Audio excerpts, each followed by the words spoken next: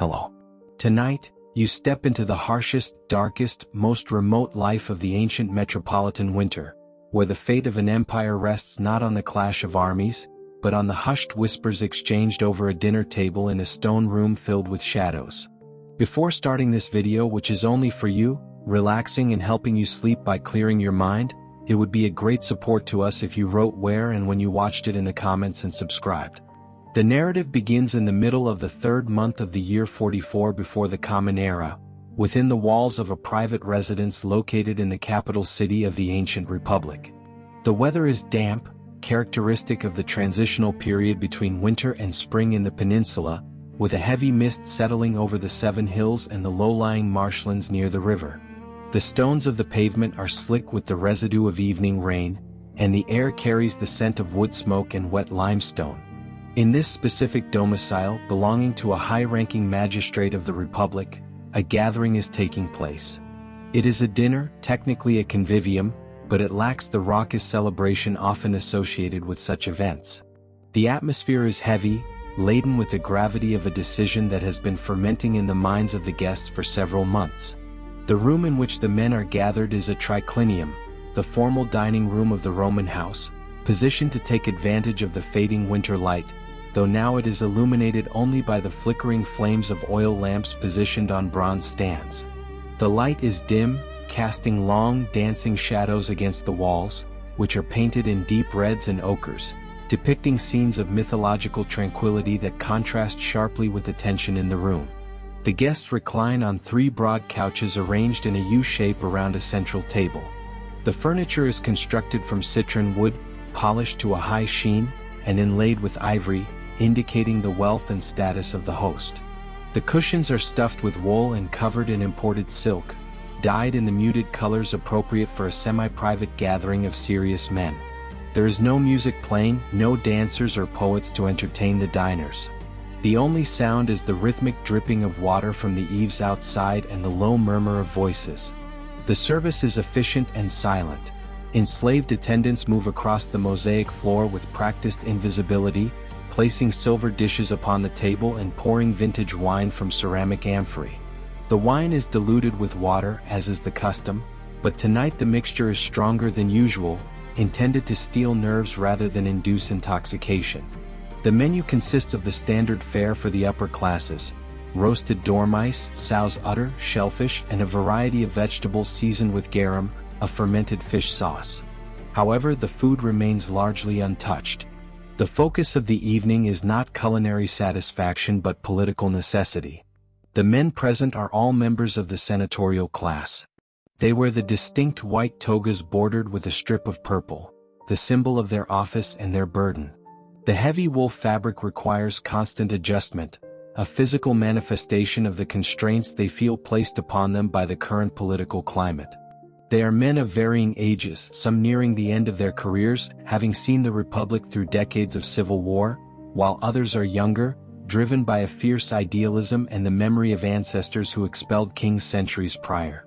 They share a common lineage of aristocracy and a common fear, the fear of the permanent loss of their ancestral liberty. The central figure, the host of the dinner, is a man known for his lean and hungry look, a description that will later be immortalized in literature, though tonight he is merely a concerned patriot acting as the catalyst for the evening's agenda. The topic of discussion is the accumulation of power by a single individual, the dictator, who has recently been declared dictator in perpetuity. This legal status, unprecedented in the history of the Republic, has effectively nullified the power of the Senate and the annual elections that served as the heartbeat of the political system. The diners speak in low, measured tones, analyzing the legal and moral implications of this shift. They recount the events of the recent festival, where a crown was publicly offered to the dictator. Although it was refused, the theatricality of the gesture was interpreted by these men not as humility, but as a test of the public's willingness to accept a monarchy. The fear of kingship is a primal force in the psychology of the Republic, a cultural trauma dating back 500 years, and it is this ancient fear that binds the conspirators together in the dim light of the dining room. The conversation moves from general grievances to specific logistics. The analysis is calm and detached. They discuss the schedule of the dictator. He is due to depart for a military campaign against the Eastern empires in just a few days. Once he leaves the city at the head of his legions, he will be untouchable, surrounded by loyal soldiers and the machinery of war. Therefore, the window of opportunity is closing rapidly. The consensus in the room settles on the upcoming meeting of the Senate, scheduled for the 15th day of the month. It is a pragmatic choice. The dictator will be present, but his military guard will be absent, as armed soldiers are not permitted within the sacred boundary of the city during a Senate session. The location of the meeting, a theater complex built by a former rival, offers a contained environment where the senators can approach him under the guise of presenting a petition. There is a lengthy, monotonous debate regarding who else should be targeted. Some voices at the table argue that the dictator's right-hand man, a powerful general and consul, should also be removed to prevent a counter-uprising. This proposal is analyzed with cold logic. The host listens as the pros and cons are weighed. To kill the lieutenant would ensure the safety of the conspirators in the immediate aftermath, but it would also tarnish the purity of their cause. They wish to be seen not as political butchers clearing the board for their own power, but as tyrannicides, restorers of liberty performing a sacred duty. If they kill more than one man, they risk being branded as a faction rather than as liberators. The decision is made to spare the lieutenant, a choice based on an optimistic calculation of the public's reaction and a rigid adherence to the moral narrative they wish to construct. The atmosphere in the room is stifling. The oil in the lamps burns low, emitting a thin stream of black smoke that gathers near the ceiling. The guests shift on their couches, the rustle of their togas sounding loud in the quiet moments between sentences.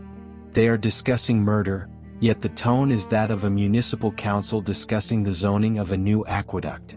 They speak of daggers, of positioning, of the signal to strike, using words that are precise and devoid of bloodlust. The plan requires that they carry their weapons concealed within the folds of their togas, a violation of the norms of their station, but a necessary adaptation. Each man acts as a witness to the other's resolve, their shared presence at this dinner serving as a binding contract. To leave the room is to be complicit.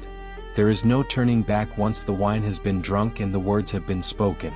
As the night deepens, the city outside falls into a deeper silence, broken only by the occasional bark of a stray dog or the tramp of the night watch. The guests begin to depart, one by one, slipping out into the dark streets to return to their own homes. They walk through the labyrinth of the city, past the statues of old heroes and the closed shops of the Forum, carrying the weight of the secret with them. The dinner has concluded not with a toast, but with a solemn agreement.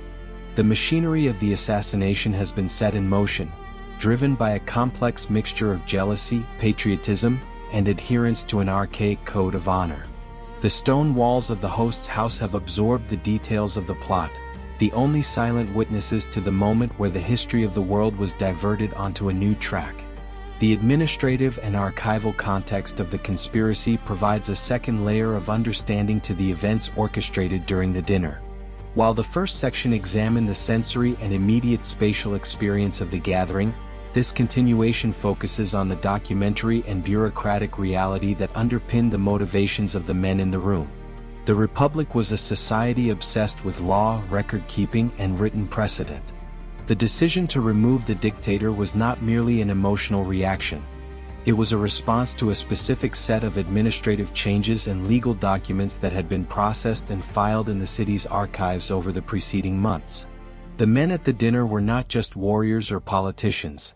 They were administrators, lawyers, and judges who viewed the actions of the dictator through the lens of constitutional violation.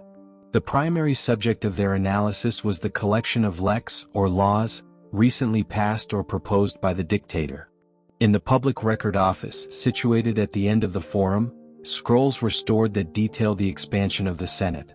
The dictator had increased the number of senators, flooding the chamber with his own supporters, including men from the provinces and even former centurions. To the established aristocracy gathered at the dinner, this was not just a dilution of their prestige, it was an administrative hostile takeover. The records showed a systematic dismantling of the traditional checks and balances. The consular elections, usually a chaotic and vital contest of popularity and bribery, had been rendered moot by the dictator's power to appoint candidates directly.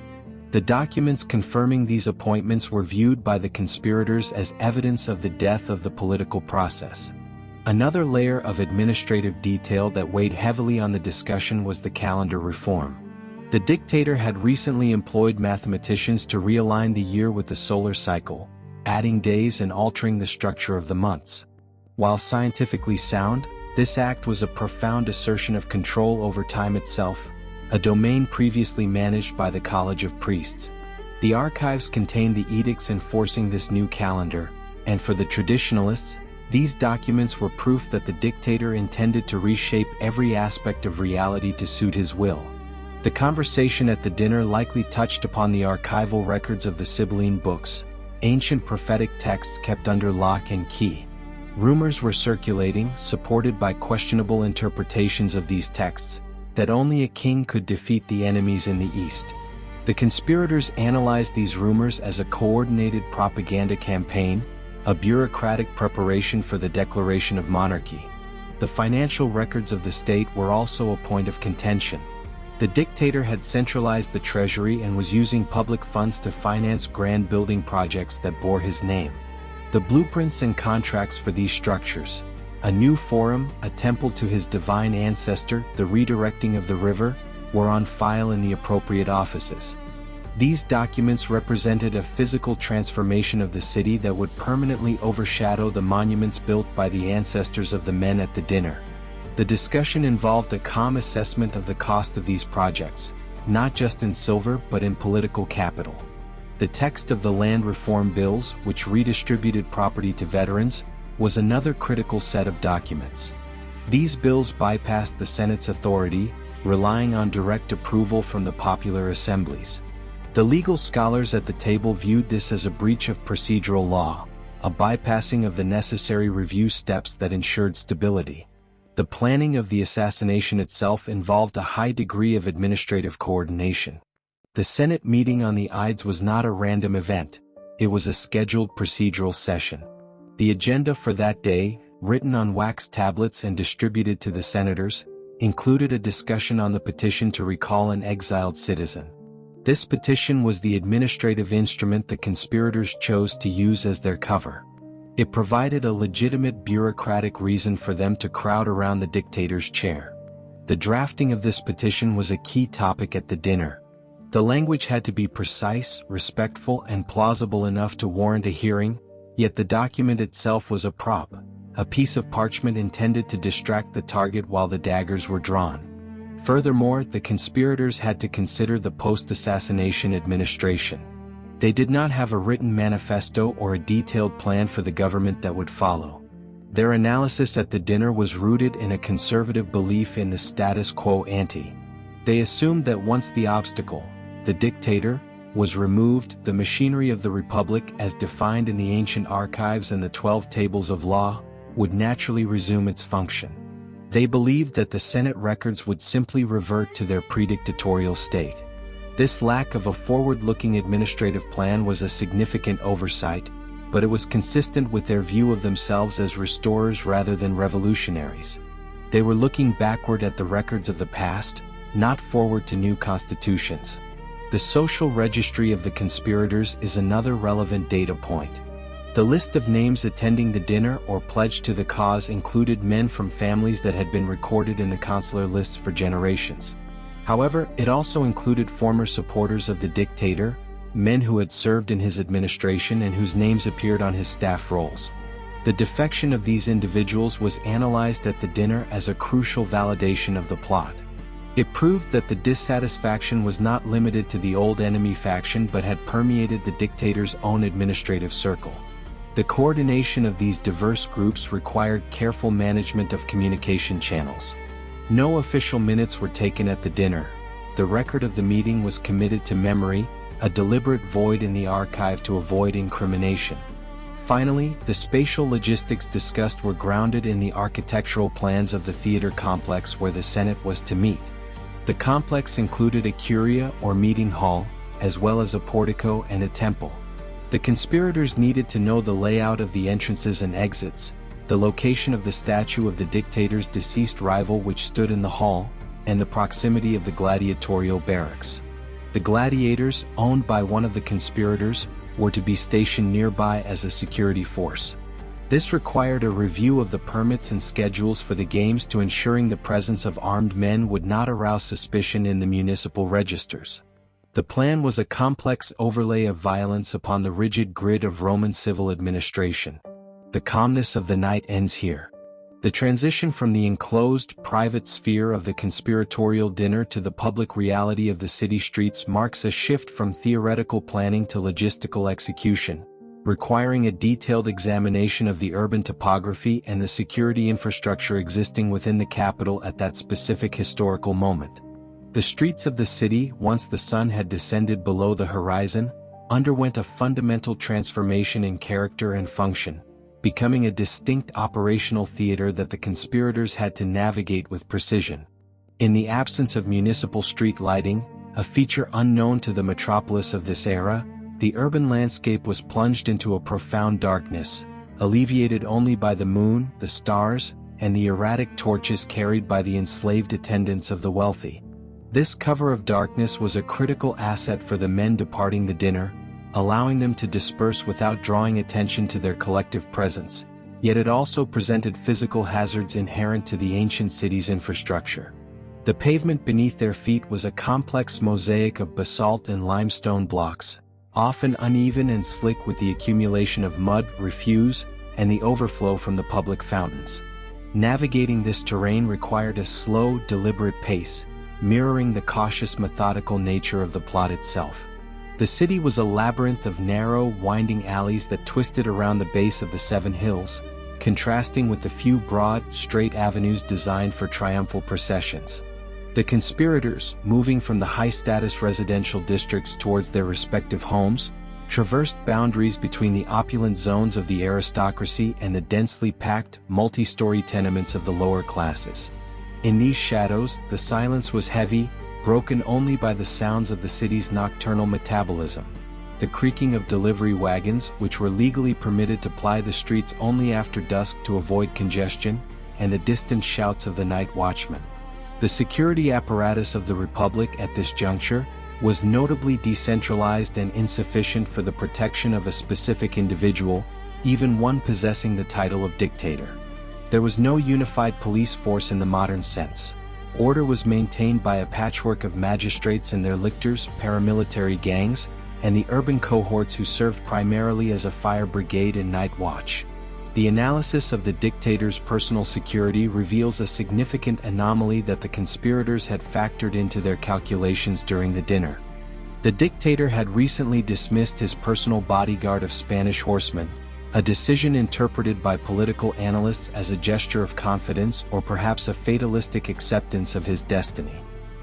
He relied instead on the sanctity of his office and the presence of 24 lictors, civil servants carrying bundles of rods and axes, who preceded him in public. However, these lictors were ceremonial attendants rather than combat-ready soldiers, and in the crowded confusion of a Senate meeting, their ability to repel a coordinated attack by multiple armed men was negligible. The weapon of choice, selected for its compatibility with the dress code of the senator, was the military dagger with a broad, leaf-shaped blade made of iron. The logistical challenge facing the conspirators was the concealment of this weapon within the civilian uniform of the toga. The toga, a semicircular cloth of white wool measuring nearly 18 feet in diameter, was a cumbersome garment that required immense skill to drape correctly. However, its voluminous folds, specifically the loop of fabric crossing the chest and the knot of fabric at the waist, provided ample space to secrete a blade.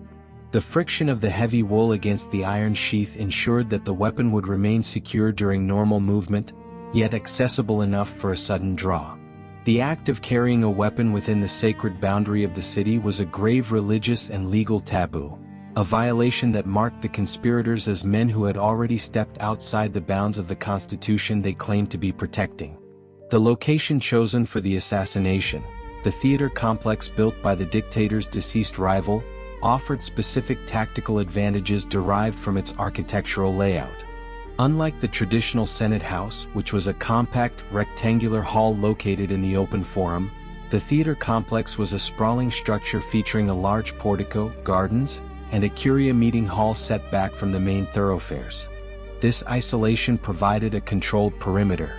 The plans discussed involved the strategic placement of a body of gladiators, technically owned by one of the conspirators for an upcoming public game, in the nearby portico. These gladiators served a dual purpose. They were a reserve force capable of intervening if the dictator's partisans attempted a rescue, and they acted as a grim guarantee of the conspirators' commitment. The presence of armed combatants in the heart of the city was another violation of custom, legitimized only by the thin veneer of the scheduled games, a bureaucratic loophole the conspirators exploited with cold efficiency. The movement of the dictator himself on the planned day was also subject to topographical constraints. To reach the theater complex from his official residence, he would have to travel across the city, carried in a litter or walking amidst a throng of petitioners. This public procession was the point of maximum vulnerability to external threats, yet the conspirators chose the interior of the meeting hall for the strike. This decision was based on the psychology of the space.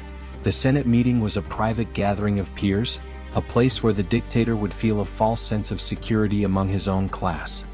Furthermore, the confined space of the hall meant that once the doors were closed, the target would be trapped, unable to flee to the safety of the crowd. The acoustics of the stone chamber would contain the sounds of the struggle, preventing the alarm from spreading until the deed was finished. As the conspirators walked through the night, they passed the monuments of the Republic's past, statues of bronzed heroes, temples dedicated to abstract virtues like concord and victory, which loomed in the darkness as silent judges. The damp air of the valley settled into the folds of their cloaks, a physical reminder of the cold reality of the winter season. They were walking through a city that was technically at peace, yet the tension in the architectural spaces was palpable. The stone walls of the great tenement blocks seemed to lean in, creating a claustrophobic tunnel through which history was being funneled. The absence of a centralized surveillance state meant that their movements went largely unrecorded in the official registers of the night, their footsteps on the wet paving stones leaving no trace by the time the sun rose. The specific geography of the theater complex included a statue of the dictator's old rival, a detail that held immense symbolic weight. The conspirators intended to carry out the act at the foot of this statue, transforming the assassination into a sacrificial ritual. This required precise positioning within the room. The senators involved in the plot would need to separate themselves from the non-conspirators, creating a circle of isolation around the dictator under the guise of paying respects. The choreography of this movement was dictated by the arrangement of the benches and the podium within the hall. Every step, from the entrance of the lictors to the reading of the auspices, was a predictable component of the senatorial procedure, a rigid script that the conspirators planned to hijack. The predictability of the Roman political ritual was, in the end, the greatest weakness of the system, allowing the introduction of violence into a schedule designed for debate. This meticulous topographical and logistical planning dissolved into the quietude of the domestic sphere as the conspirators reached their individual homes, where the narrative shifts from the external cold of the street to the internal, psychological pressure cooker of the household. The hours following the dinner and preceding the dawn of the assassination were characterized not by action, but by an intense, suffocating weight within the private residences of the men involved. The Roman house was not merely a dwelling. It was a complex social organism, a semi-public institution where the head of the household held absolute authority, yet lived under the constant scrutiny of his family and enslaved staff. The walls of these houses, painted with frescoes of gardens and gods, enclosed a silence that was heavy with the weight of the unspoken secret. In the home of the leading conspirator, the tension manifested in a physical act of self-verification. The historical record preserves the detail of his wife, a woman of high lineage and Stoic philosophy, who sensed the disturbance in her husband's demeanor. Understanding that the success of any political enterprise relied on the ability to endure pain and maintain silence, she inflicted a deep wound upon her own thigh with a barber's knife.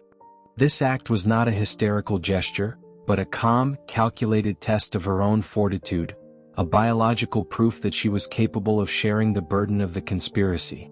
When the fever from the wound set in, She presented her injury to her husband as evidence of her reliability. This exchange, conducted in the privacy of the bedroom, reveals the pervasive paranoia that had infiltrated even the most intimate relationships. The conspiracy was a contagion that required the suppression of natural human impulses, fear, concern, vocalization, in favor of a rigid, ironclad discipline. Simultaneously, in the residence of the dictator, the atmosphere was thick with the physiological symptoms of stress and the interpretation of atmospheric phenomena. The dictator himself was a man in declining health, suffering from distinct neurological episodes that included dizziness and seizures. On this particular night, the records indicate he was plagued by insomnia, a condition exacerbated by the humid winter weather and the relentless demands of his office. He paced the floors of his home, the distinct sound of his footsteps echoing through the atrium, a lonely figure at the pinnacle of power. His wife, too, was disturbed by the atmosphere. Her sleep was broken by nightmares, which in the Roman cultural context were not dismissed as mere subconscious projections but were analyzed as potential messages from the divine or the deceased. She dreamt of the collapse of their house, a structural failure that symbolized the disintegration of their safety. These domestic disturbances were compounded by the reports from the soothsayers and priests. In a society deeply entrenched in divination, the behavior of birds, the appetite of sacred chickens, and the condition of sacrificial organs were treated as serious administrative data. The archives of the College of Priests held reports of unfavorable omens, strange lights in the sky, noises in the night, and the anomalous behavior of animals. While the conspirators viewed their plot as a rational restoration of liberty, the domestic sphere of the city was reacting with a collective psychological unease, as if the impending violence was creating a disturbance in the metaphysical fabric of the capital. The dictator's wife begged him to remain at home, citing these omens as a valid reason to postpone his appearance at the Senate. This created a domestic conflict between the private intuition of danger and the public duty of the statesman, a conflict that would eventually be resolved by the manipulation of the conspirators. As the night waned and the sky began to lighten with the gray hues of the false dawn, the households began the ritual of the morning reception. This was a daily social ceremony where the clients, men of lower status who depended on the patronage of the senator, would gather in the atrium to pay their respects and receive legal or financial assistance. For the conspirators, this morning ritual required a supreme act of performance.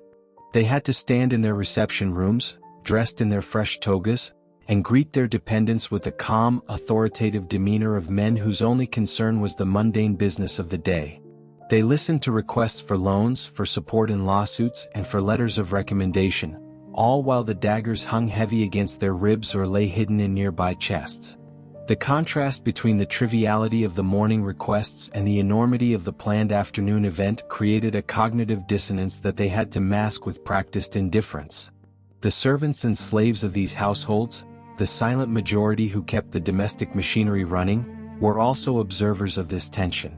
They prepared the morning meal of bread and fruit, they polished the leather sandals, and they fetched the water for washing. While they were socially invisible, their eyes noticed the deviations in routine, the untouched food, the whispered conversations in the corridors, the unusual pallor of their masters. In a city fueled by rumor, the silence of the servants was as crucial as the silence of the senators. A single loose word from a slave regarding a gathering or a weapon could have reached the ears of the dictator's network of informants. Thus, the conspiracy relied not just on the loyalty of the senators, but on the habitual invisibility and assumed ignorance of the entire domestic class. In the dictator's house, the debate regarding his attendance at the Senate continued into the morning. The decision to go was not a foregone conclusion. It hung in the balance, swayed by the pleading of his wife and the throbbing of his own head. It was only the arrival of one of the conspirators, a man trusted by the dictator as a friend, that tipped the scale. This agent entered the domestic sanctuary and used shame and mockery to dismantle the wife's fears, framing the omens as trivialities that would make the dictator look ridiculous if he yielded to them. This manipulation of the domestic dynamic was the final key to unlocking the door. The dictator, driven by the fear of appearing weak or superstitious, overruled the protective instincts of his household. The letters written that morning, sealed with wax rings and dispatched by runners, were the final pieces of administrative debris left behind by the men before they departed. Some were routine instructions to overseers on country estates. Others were ambiguous notes to friends. The physical act of writing, the scratching of the stylus on the wax or the pen on the papyrus, was a grounding exercise for men about to commit an irrevocable act. The ink dried, the wax hardened, and the household settled into the deceptive quiet of the mid-morning, waiting for the master to return. The atrium, with its pool of rainwater reflecting the open square of the sky, stood empty, the stage cleared for the final act of the tragedy. The calm finality of the domestic departure sets the scene for the convergence on the theater. The wooden doors of the private residences, having sealed the domestic anxiety within their iron-bound frames, swung open to release the actors onto the stage of the public thoroughfare, marking the commencement of the physical transit towards the place of assembly. The sun had by now ascended to a position that illuminated the valley of the Forum, casting a harsh, revealing light upon the stone surfaces of the city, a stark contrast to the protective shadows of the preceding night. The streets, which had been empty and silent during the hours of the conspiracy's final planning, were now congested with the dense, shifting mass of the urban population. This was not merely a standard day of commerce. It was a festival day dedicated to the goddess of the new year, a time characterized by public feasting, drinking in the open air, and a general loosening of the social strictures that typically govern the behavior of the lower classes. The atmosphere was thick with the dust kicked up by thousands of sandals and the manifold odors of a metropolis in the midst of celebration. Roasted meat, stale wine, unwashed bodies, and the pungent smoke of votive fires burning on street altars. Into this chaotic organic matter, the procession of the dictator inserted itself like a foreign object, a rigid column of authority attempting to cleave through the fluid disorder of the holiday crowd. The dictator did not walk. He was transported in a litter, a portable conveyance borne on the shoulders of 6 sturdy slaves chosen for their uniform height and gait to ensure a smooth passage. The curtains of the litter were drawn back, a deliberate choice to display the occupant to the people, enforcing the visual connection between the ruler and the ruled. He was dressed in the triumphal robe, a garment of purple embroidered with gold, which distinguished him from the sea of undyed wool worn by the common citizens. Preceding the litter walked the 24 lictors, the civil servants whose presence announced the legal magnitude of the official they escorted. They carried the fasces, the bundles of birch rods bound with red leather thongs, symbols of the power to punish and coerce. These men used their bulk and their rods to physically clear a path, shoving aside the petitioners, the hawkers, and the curious onlookers who pressed in from all sides, creating a narrow, moving channel of empty space in the midst of the crush. The progress was agonizingly slow, impeded by the sheer density of the human obstacle and the relentless interruptions of those seeking the dictator's attention. In the absence of a formal postal service or a bureaucratic intake office accessible to the poor, the public appearance of a magistrate was the only opportunity for the common man to present a legal grievance or a request for aid. Consequently, the air around the litter was filled with a cacophony of shouted pleas and the waving of papyrus scrolls. Hands thrust documents towards the purple-robed figure, attempting to bridge the gap between the street and the state. The dictator, following the protocol of a benevolent ruler, accepted these scrolls with his left hand, passing them to a secretary who walked alongside the litter, adding them to a growing pile of administrative backlog that would likely never be read. Among these documents was a specific scroll, written by a teacher of Greek logic who had knowledge of the conspiracy. This scroll contained a detailed list of the names of the men who were at that very moment waiting at the theater with daggers beneath their togas. The teacher pushed through the line of lictors, driven by an urgent desperation, and managed to place the roll directly into the hand of the dictator. However, the press of the crowd and the distraction of another petitioner prevented the dictator from opening it. He held the death warrant in his hand as a mere physical object, a cylinder of paper indistinguishable from a petition for a land grant or a tax exemption, carrying the salvation of his life and the doom of the Republic in a closed loop of unread text. Further along the route, near the house of the chief pontiff, the procession encountered a figure from the metaphysical layer of the city's administration. A soothsayer, a man who had previously interpreted the internal organs of sacrificial animals to predict danger for this specific date, stood by the roadside. The interaction between the dictator and this diviner was observed by the surrounding crowd and later recorded in the anecdotal histories. The dictator, seeing the man, called out that the Ides of the month had come, implying that the prediction of harm had been false and that the danger was past. The soothsayer, standing his ground against the momentum of the procession, replied with a technical correction.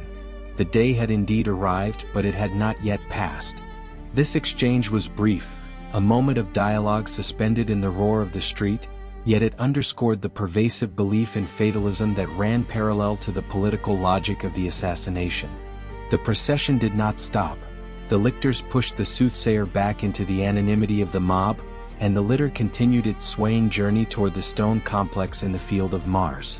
The conspirators, meanwhile, had arrived at the destination separately, avoiding the appearance of a coordinated group. They moved through the city not as a procession, but as individual units of the senatorial class, accompanied by their own smaller retinues of clients and slaves. They converged on the portico of the theater, a grand architectural rectangle enclosed by colonnades, which offered a shaded walkway for the leisure of the citizens. Today, however, the portico was a holding pen for the anxiety of the plot. The air here was cooler, shaded by the high walls and the sprawling gardens, but the psychological temperature was feverish. The men paced the mosaic floors, their footsteps echoing against the marble, adjusting the folds of their togas to ensure their weapons remained concealed yet ready. They engaged in the trivial pleasantries of their class, discussing the weather, the games, and the harvest, while their eyes constantly scanned the entrances for the arrival of their target. Every delay in the dictator's schedule sent a ripple of panic through the group waiting in the portico. The sun climbed higher, passing the hour usually appointed for the commencement of business, and still, the curia remained empty of its presiding officer. Rumors began to spontaneously generate within the vacuum of information. Had the plot been betrayed? Was the delay a sign that the urban cohorts were surrounding the building? One senator, not part of the inner circle, approached a conspirator and whispered a cryptic comment about a secret being known. The conspirator, assuming discovery, nearly reached for his weapon, only to realize the comment referred to a trivial financial matter. The stress of the double life, the public face of the colleague and the private reality of the assassin, was eroding their composure. They stood near the statue of the dictator's rival, a marble witness to the shifting tides of political fortune, waiting for the sequence of events to align with the plan they had codified over the dinner tables of the previous months. The noise of the city outside was a distant hum, separated from them by the thick walls of the theater complex, creating a bubble of silence in which the only reality was the impending act of violence.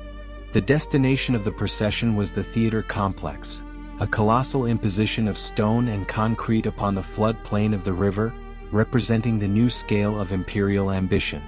Unlike the ancient, cramped Senate House in the Forum, which carried the psychic weight of centuries of Republican tradition, this venue was a modern spectacle, a combination of a temple, a pleasure garden, and a meeting hall. The Curia Pompeia, the specific hall designated for the Senate session, stood at the rear of the complex, a rectangular volume of space defined by high walls and a raised podium. The choice of this location was a logistical necessity dictated by the ongoing reconstruction of the traditional Senate House, yet it served the conspirators' purpose by displacing the event to a location that was technically outside the sacred boundary of the older city, in a zone associated with military muster and foreign triumphs. The architecture itself was complicit. The limited entry points allowed for the control of flow, and the proximity of the portico provided cover for the reserve force of gladiators who waited, armed and restless, under the guise of preparation for an exhibition. As the litter of the dictator finally breached the perimeter of the complex, the tension among the waiting senators crystallized into a rigid performance of deference. The noise of the crowd was cut off as the dictator stepped down from his conveyance, placing his feet upon the paved courtyard. He was immediately surrounded, not by enemies, but by the familiar faces of his colleagues, men he had pardoned, promoted, and dined with. This circle of bodies acted as a filter, separating him from his general staff and his lictors, who remained outside the heavy bronze doors of the meeting hall. The transition from the bright sunlight of the exterior to the dim, cool interior of the curia marked the crossing of the final threshold. The visual adjustment required by the change in lighting rendered the interior momentarily obscure, a gray void in which the white shapes of the togas moved like ghosts. A critical component of the tactical plan was the neutralization of the dictator's lieutenant, a man known for his physical strength and fiercely loyal military background. It was understood that if this lieutenant were present at the side of the dictator, his intervention could disrupt the assassination and turn the hall into a brawl. To prevent this, one of the conspirators, a man of shared military service and amicable standing, had been assigned the specific task of interception. As the group moved towards the doors, this conspirator engaged the lieutenant in a conversation of engaging depth, perhaps regarding a matter of urgency or a shared reminiscence, physically guiding him away from the entrance and detaining him in the portico. The lieutenant, unsuspecting, allowed himself to be separated from his commander. This act of social engineering effectively stripped the dictator of his only capable physical defense, leaving him to walk alone into the chamber where the majority of the Senate had already risen to their feet in a show of respect. The interior of the curia was arranged with rows of wooden benches running parallel to the long walls, facing a central aisle that led to the podium where the curule chair, the seat of ivory and gold, waited. The dictator walked this aisle, the sound of his sandals on the stone floor the only auditory focus in the room. The senators, those in the plot and those ignorant of it, stood in silence. The air was stale, smelling of old incense and the wool of hundreds of garments. At the entrance, a final religious formality was enacted. The priests offered a sacrifice, killing a victim to read the auspices for the meeting. The report was once again unfavorable. The internal organs of the beast were deformed, missing a crucial lobe, a sign that in the code of Roman theology meant the gods had withdrawn their protection. The dictator, consistent with his behavior throughout the morning, chose to interpret this not as a stop sign but as a challenge to be overcome, or perhaps a bureaucratic irrelevance. He waved the priests aside and continued his progress, turning his back on the divine warning just as he had turned his back on the soothsayer in the street. He ascended the low steps of the podium and lowered himself into the chair. This was the signal for the closing of the net. The conspirators did not rush him.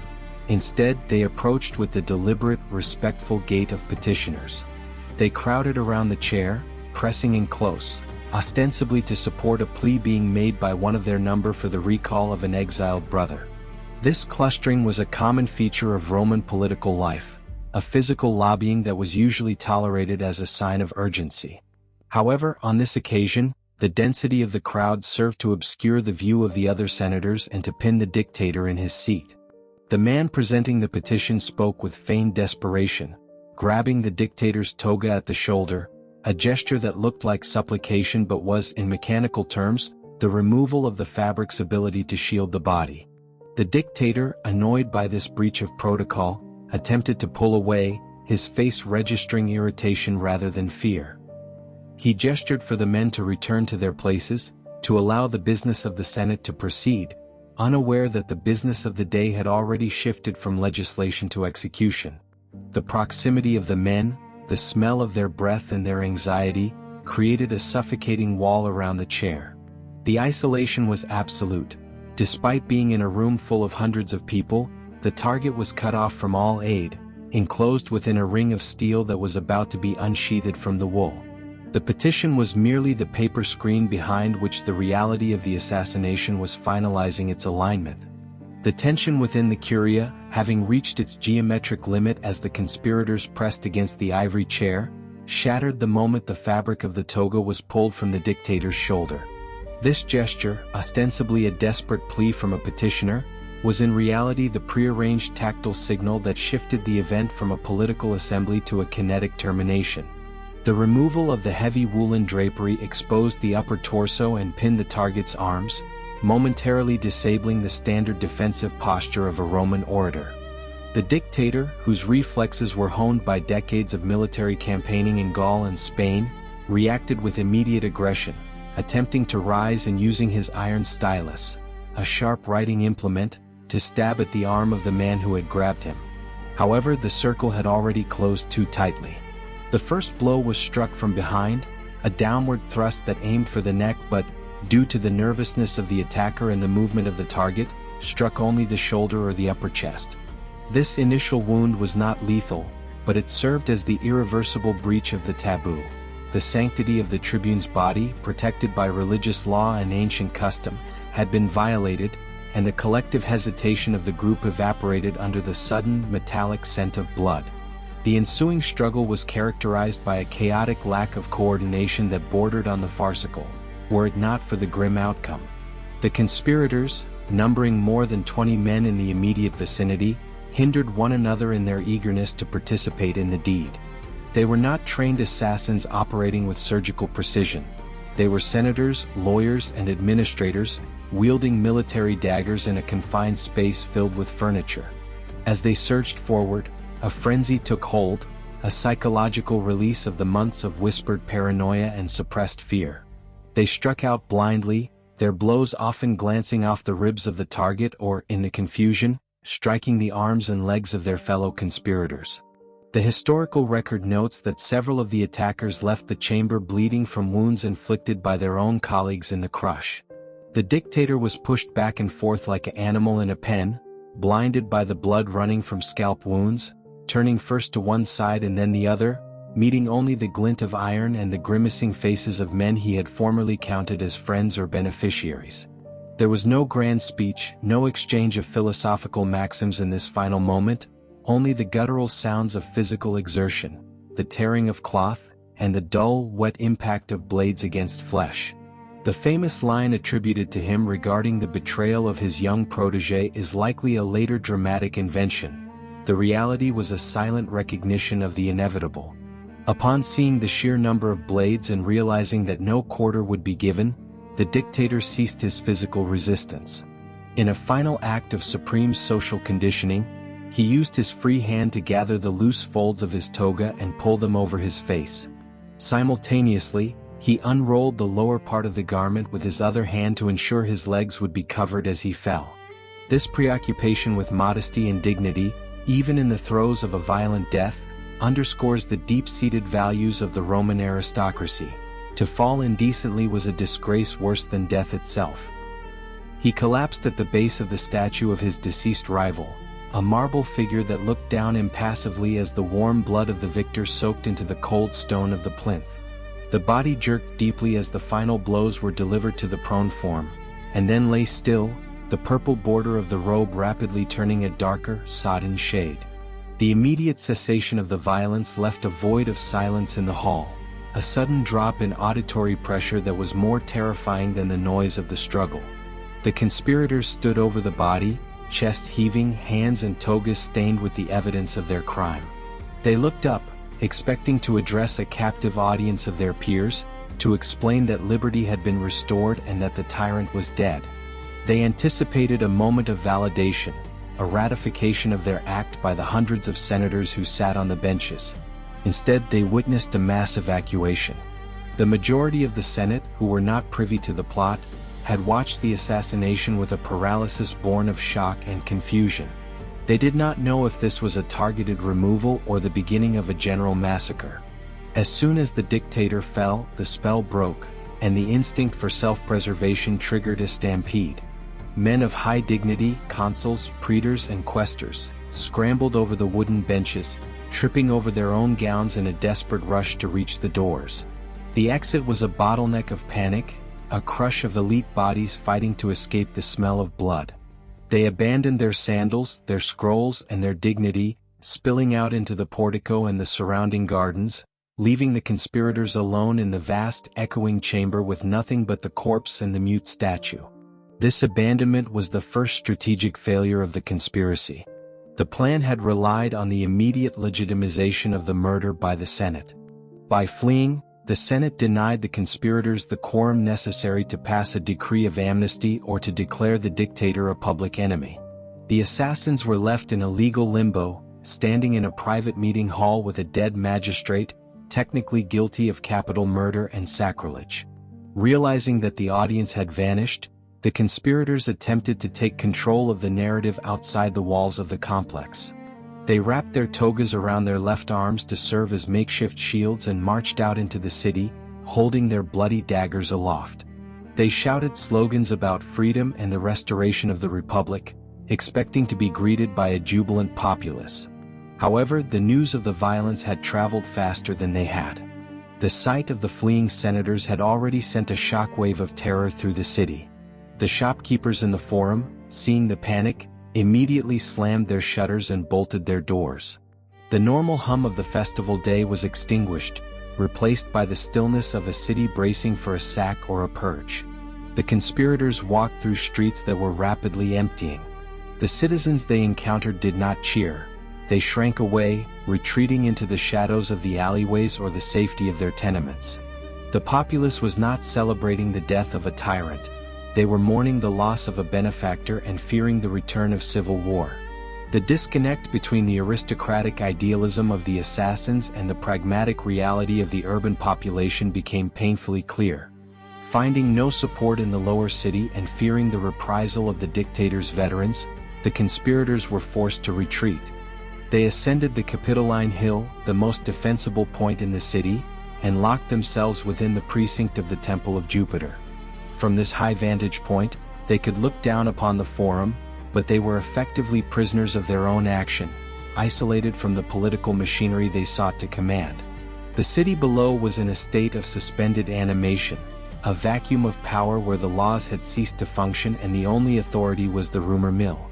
While the living protagonists of the drama retreated to their respective corners, the conspirators to the capital and the dictator's lieutenants to their suburban estates, the body of the dictator remained on the floor of the Curia Pompeia, a forgotten object in the grand scheme of the crisis. For several hours no one dared to approach the site. The superstitious dread of the location, now polluted by death, combined with the practical fear of being implicated in the crime, kept the hall empty.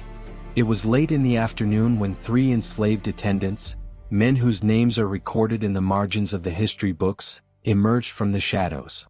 They were the personal servants of the dictator, bound to him not by political allegiance but by the absolute ownership of their bodies and the loyalty of the household. They approached the corpse with a quiet, efficient reverence. The litter had been broken or lost in the crowd, so they were forced to carry the body by hand. The image of these 3 slaves, struggling under the weight of the man who had ruled the world, carrying him through the darkening backstreets to avoid the gaze of the mob, serves as a poignant coda to the glory of the triumph. As they walked, the dictator's arm hung down, swinging rhythmically with their steps, a detail noted by observers that emphasized the total loss of agency. The destination was the dictator's private residence, where the arrival of the body transformed the domestic anxiety into ritualized mourning. But before the funeral rites could begin, the administrative requirements of the state had to be satisfied. A physician named Julius was summoned to the house to perform a formal examination of the body. This was not a medical intervention as life was long gone, but a forensic necessity for the official archives. The physician conducted his work with the detached, clinical eye of a man recording a list of damaged inventory. He washed the blood from the skin and cataloged the wounds, noting their location, depth, and trajectory. The final report, which would be entered into the public records, listed 23 distinct wounds. He found puncture marks in the face, the groin, the thigh, and the back. The analysis of the physician was precise and damning in its assessment of the assassin's skill. Of the 23 blows struck by the collective fury of the senators, the physician concluded that only one had been lethal. A single, deep wound to the chest, specifically the second one delivered, had severed a major artery, likely the aorta.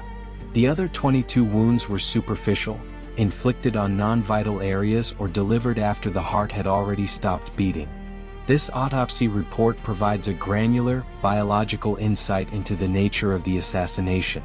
It reveals that despite the overwhelming numerical superiority of the attackers, the actual execution of the murder was clumsy, frantic, and amateurish. It was a mob killing, not a surgical removal. The fact that 23 armed men could inflict only one fatal wound suggests a high degree of panic and mutual interference. The body became a map of their fear and their disorder. Following the examination, the preparations for the public display began. The women of the household, led by the widow, took charge of the remains. The blood-stained toga, the same garment that had been pulled over his face, was not cleaned. Instead, it was carefully preserved in its damaged state, the stiffened fabric and the rents in the wool serving as a graphic indictment of the violence. This object would become the central prop in the upcoming political theater, a visual weapon that would be used to turn the passive grief of the crowd into an active, destructive rage. The night that followed was a period of sleepless negotiation and silent terror. The city was divided into zones of control. The Forum was a no-man's land, the capital was held by the assassins, and the suburbs were occupied by the gathering forces of the dictator's deputy. The ordinary mechanisms of the state, the courts, the markets, the assemblies, were paralyzed. In the absence of orders, the urban cohorts maintained a nervous watch, unsure of whom to obey. The water clocks in the basilicas dripped away the hours of the night, measuring the time between the end of the Republic and the beginning of the Empire, though no one yet knew what name to give to the chaos that had descended. The conspirators, huddled in the temple, began to realize the magnitude of their miscalculation. They had killed the man, but they had not killed his name, his wealth, or the loyalty of his veterans. They had expected the machinery of the state to automatically reset to its factory settings of 5 centuries prior, but they found that the machine was broken, and the only thing that remained was the raw capacity for violence. The silence of the night was not a peace, but a holding of breath before the inhalation of the fire that would consume the city in the days to come. The narrative of the assassination was finished. The narrative of the Civil War was about to begin. The morning sun that rose over the 7 hills illuminated a city in a state of suspended administrative animation, where the machinery of the Republic had ground to a halt following the removal of its central operator. The focus of the political narrative shifted from the blood-stained floor of the Senate House to the sterile, silent precincts of the Temple of Vesta, the circular sanctuary that served as the repository for the most sacred legal documents of the state. Within the cool, stone interior of this temple, guarded by the virgin priestesses who maintained the eternal fire, lay the last will and testament of the dictator.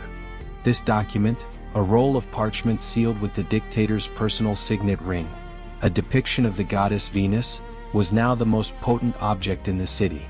Its retrieval was not a matter of simple inheritance but a complex legal procedure initiated by the dictator's father-in-law, who had assumed temporary stewardship of the household. The transfer of the scroll from the religious custody of the Vestals to the secular jurisdiction of the magistrate's residence was conducted with strict adherence to protocol, a bureaucratic formality that persisted even as the streets outside remained empty and fearful. The unsealing of the will took place in the presence of witnesses, as required by the Civil Code, in the atrium of the private residence. The wax, brittle with the passage of time since the document was drafted, was broken, and the text was read aloud to a select group of family members and political allies. The content of the scroll revealed a strategic masterstroke that the conspirators, in their focus on the physical elimination of the man, had completely failed to factor into their calculations. The dictator, having no legitimate son of his own, had used the legal instrument of the will to posthumously adopt his grandnephew, a young man of 18 years currently studying rhetoric and military tactics across the Adriatic Sea. This clause, once ratified, would transfer not only the vast material wealth of the dictator but also his name, a name that now carried the weight of a political brand, to this obscure youth. This created an immediate and unforeseen variable in the power vacuum, introducing a new claimant to the loyalty of the legions who was untainted by the compromises of the capital. However, it was the secondary clauses of the will, those directed at the general populace, that possessed the immediate explosive potential. The document stipulated that every male citizen of the city was to receive a direct cash payment from the dictator's personal estate. The sum was substantial, 75 drachmas per head, an amount equivalent to several months' wages for a laborer. Furthermore, the dictator bequeathed his extensive private gardens, located on the far bank of the river, to the public usage. These gardens were not merely plots of land but developed pleasure grounds featuring colonnades, statuary and botanical collections, which were now to be converted into a municipal park for the leisure of the common people. The decision to make these contents public was a calculated tactical maneuver by the dictator's lieutenant. He understood that while the Senate might be swayed by arguments of constitutional theory and republican liberty, the urban proletariat would be moved by the tangible evidence of the dictator's generosity and the direct financial transfer. The public reading of the will occurred in the Forum, the central square of the city, which had been transformed by the events of the previous day from a marketplace into a theater of political grief and tension. A herald, possessing a voice trained for projection over the ambient noise of the urban crowd, read the clauses of the bequest with a slow, deliberate enunciation. As the specific figures of the donation were announced, the mood of the multitude underwent a palpable chemical change. The silence of uncertainty and the fear of a purge were replaced by a low, growing rumble of realization and gratitude.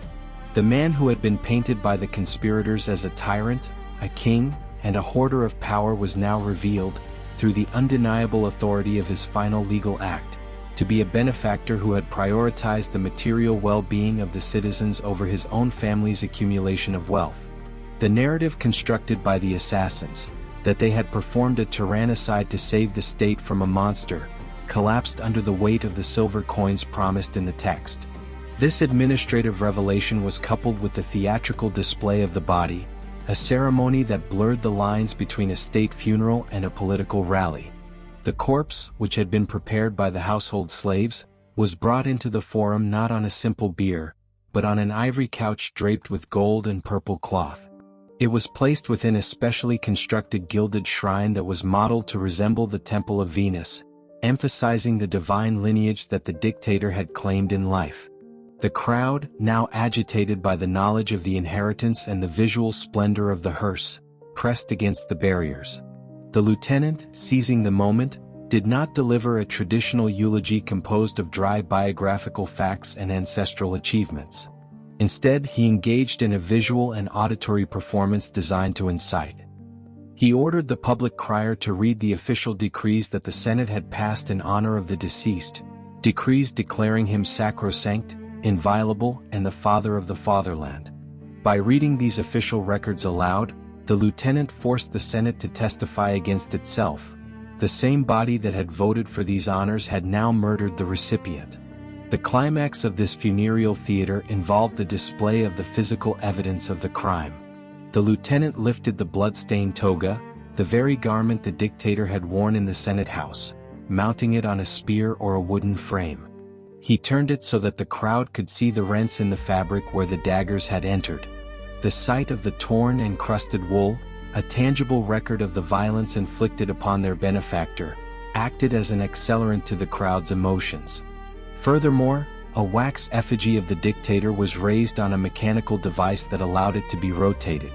This effigy had been painted to show the 23 wounds in graphic detail, providing a forensic map of the murder to the thousands who could not see the actual body. The combination of the financial bequest, the reading of the hypocritical decrees, and the visceral display of the bloody garment dissolved the remaining social order. The crowd ceased to be a political assembly and became a riotous force, fueled by a mixture of grief, greed, and rage. They rejected the planned route of the funeral procession, which was intended to take the body to a pyre outside the city walls in the Field of Mars. Instead, they took possession of the corpse. In a spontaneous act of urban replanning, they decided to cremate the dictator in the center of the Forum, the symbolic heart of the Republic. To build the pyre, the mob tore apart the wooden benches of the tribunals, the judges' chairs, and the stalls of the market. They looted the nearby Senate House, dragging out the furniture and the archives to add fuel to the fire. The musicians and actors who had been hired for the funeral procession threw their robes and instruments into the flames. The fire grew into a massive conflagration that consumed the body and threatened to spread to the surrounding temples. The smoke from the pyre rose high above the city, a black column visible for miles, signaling the final destruction of the compromise the conspirators had hoped to achieve. The Forum, the space of law and order, had become a furnace, and the legal will of the dictator had been ratified by fire. The smoke from the impromptu funeral pyre in the Forum drifted up towards the Capitoline Hill, where the conspirators remained barricaded within the temple precinct, watching the disintegration of their political strategy with a growing sense of isolation. The riot below was a clear signal that the populace had not accepted the narrative of liberation. The assassins were now besieged not by a military force, but by the collective anger of the city itself.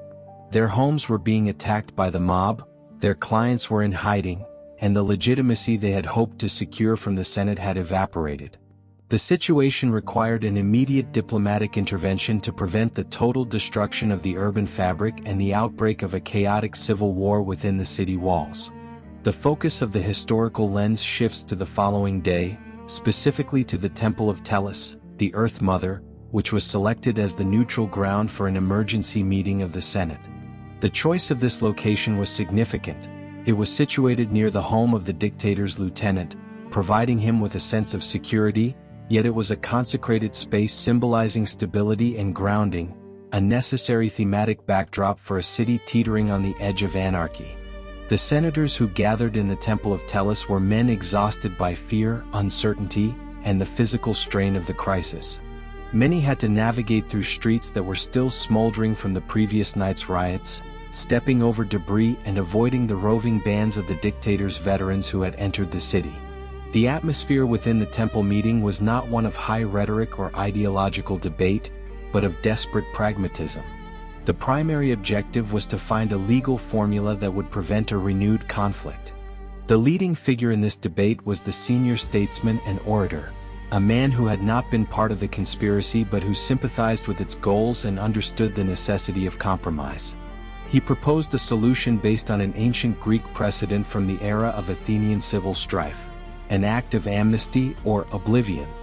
This proposal was a complex piece of legal engineering designed to reconcile two mutually exclusive realities.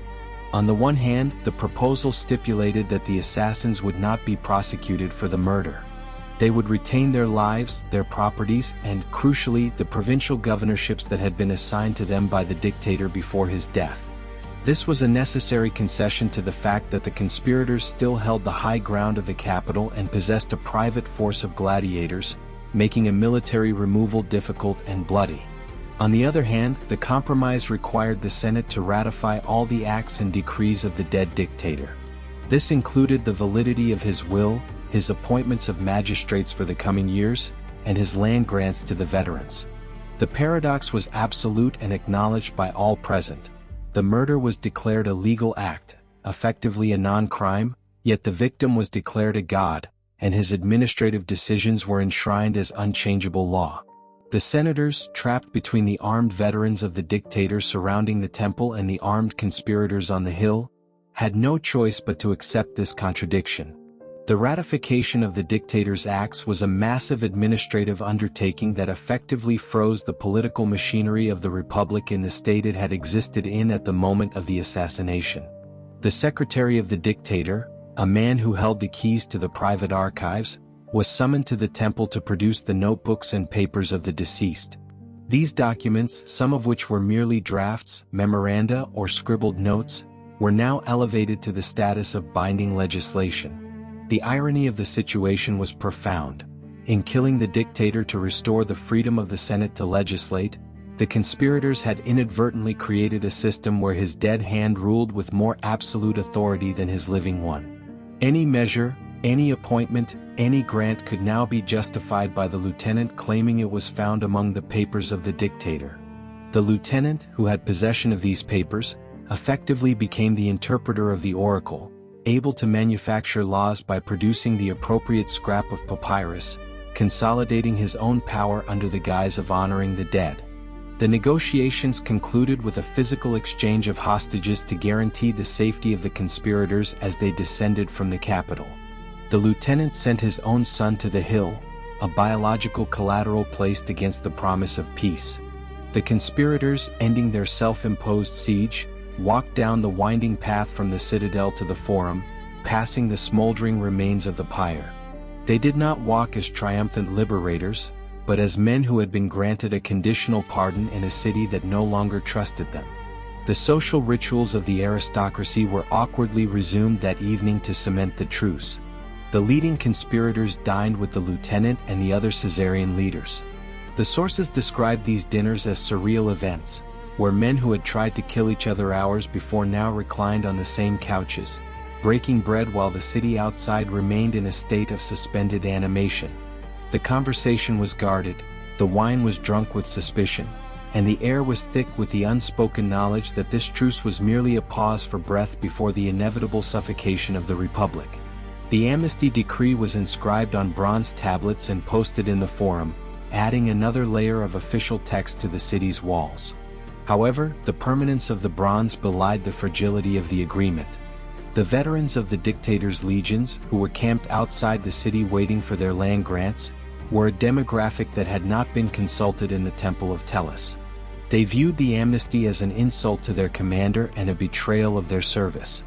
Their presence was a looming administrative and military reality that the Senate could not legislate away. The city began to empty of its upper classes, who, sensing the collapse of the compromise, retreated to their country villas. The conspirators, realizing that the public mood was turning increasingly hostile despite the legal pardon, began to make preparations to leave the capital for their assigned provinces. The assassination had been a tactical success in the short term, removing the man, but it was a strategic catastrophe in the long term, as it failed to address the underlying systemic shifts that made a dictatorship necessary. The Republic was not saved, it was merely placed in a holding pattern, waiting for the arrival of the heir and the final disintegration of the senatorial authority. The silence of the night returned, but it was the silence of a vacuum waiting to be filled by the next storm. The transmission of intelligence across the Adriatic Sea operated on a delay determined by the variables of wind and current, creating a temporal lag between the event of the assassination and its reception in the province of Macedonia. In the scholastic town of Apollonia, the 18-year-old grandnephew of the dictator was engaged in a curriculum of rhetoric and military drill, a regimen intended to prepare him for a subordinate command in the planned Parthian campaign. The arrival of the courier, a man exhausted by the urgency of the winter crossing, ruptured the routine of the academic term. The letter delivered was brief, written by the young man's mother, conveying the binary facts of the murder and the chaos of the capital.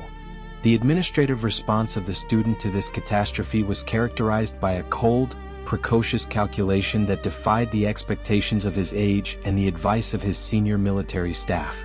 The army commanders stationed in the province, men who commanded the loyalty of the legions massed for the Eastern War, immediately offered him their protection and urged a military solution. They proposed that he take command of the troops and march on Rome to avenge his great-uncle, a strategy that relied on the application of overwhelming kinetic force. The young man, however, engaged in a different form of analysis. He rejected the immediate resort to violence, recognizing that a march on the capital by a private citizen at the head of an army would legally define him as a public enemy, effectively replicating the conditions that had led to the Civil War. Instead, he chose to rely on the legal instrument of the will. He understood that the assassination had created a crisis of legitimacy that could be exploited through the strict application of inheritance law. He departed Apollonia not as a general, but as a private individual, crossing the sea in a small, unflagging vessel to avoid the patrols of the senatorial fleet. He landed at a minor port near Brundisium, a logistical choice designed to test the political temperature before committing to a public course of action. It was here, on Italian soil, that he received the full text of the will and the confirmation of his adoption. The administrative procedure of aggregatio, or adoption, required a formal acceptance, a legal act that would fundamentally alter his identity. Upon accepting the terms of the testament, he ceased to be the son of his biological father and became, in name and in law, the son of the dictator. He assumed the name Caesar, a decision that was less about familial piety and more about political branding. In a world where literacy was limited, the name was a potent symbol, a distinct administrative category that commanded instant recognition and loyalty. The effect of this name change was immediate. The veterans of the dictator's armies, many of whom had settled in the colonies around Brundisium, began to flock to him. These were men who had been discharged from service and were living on the land grants provided by the deceased ruler. To To them, the arrival of a new Caesar was not a legal abstraction but the return of their patron. They presented themselves at his temporary quarters, offering their services and their swords, driven by a mixture of superstitious loyalty to the name and the pragmatic expectation of further financial rewards. The young heir moved through these interactions with a terrifying composure, accepting their support while maintaining a careful distance from the radical demands for immediate vengeance. A critical component of his initial consolidation of power involved the interception of state funds. The annual tribute from the provinces of Asia, a massive sum of silver intended for the public treasury and the financing of the Parthian War, was passing through Brundisium at the time of his arrival. The heir, acting without any official magisterial authority, seized this shipment.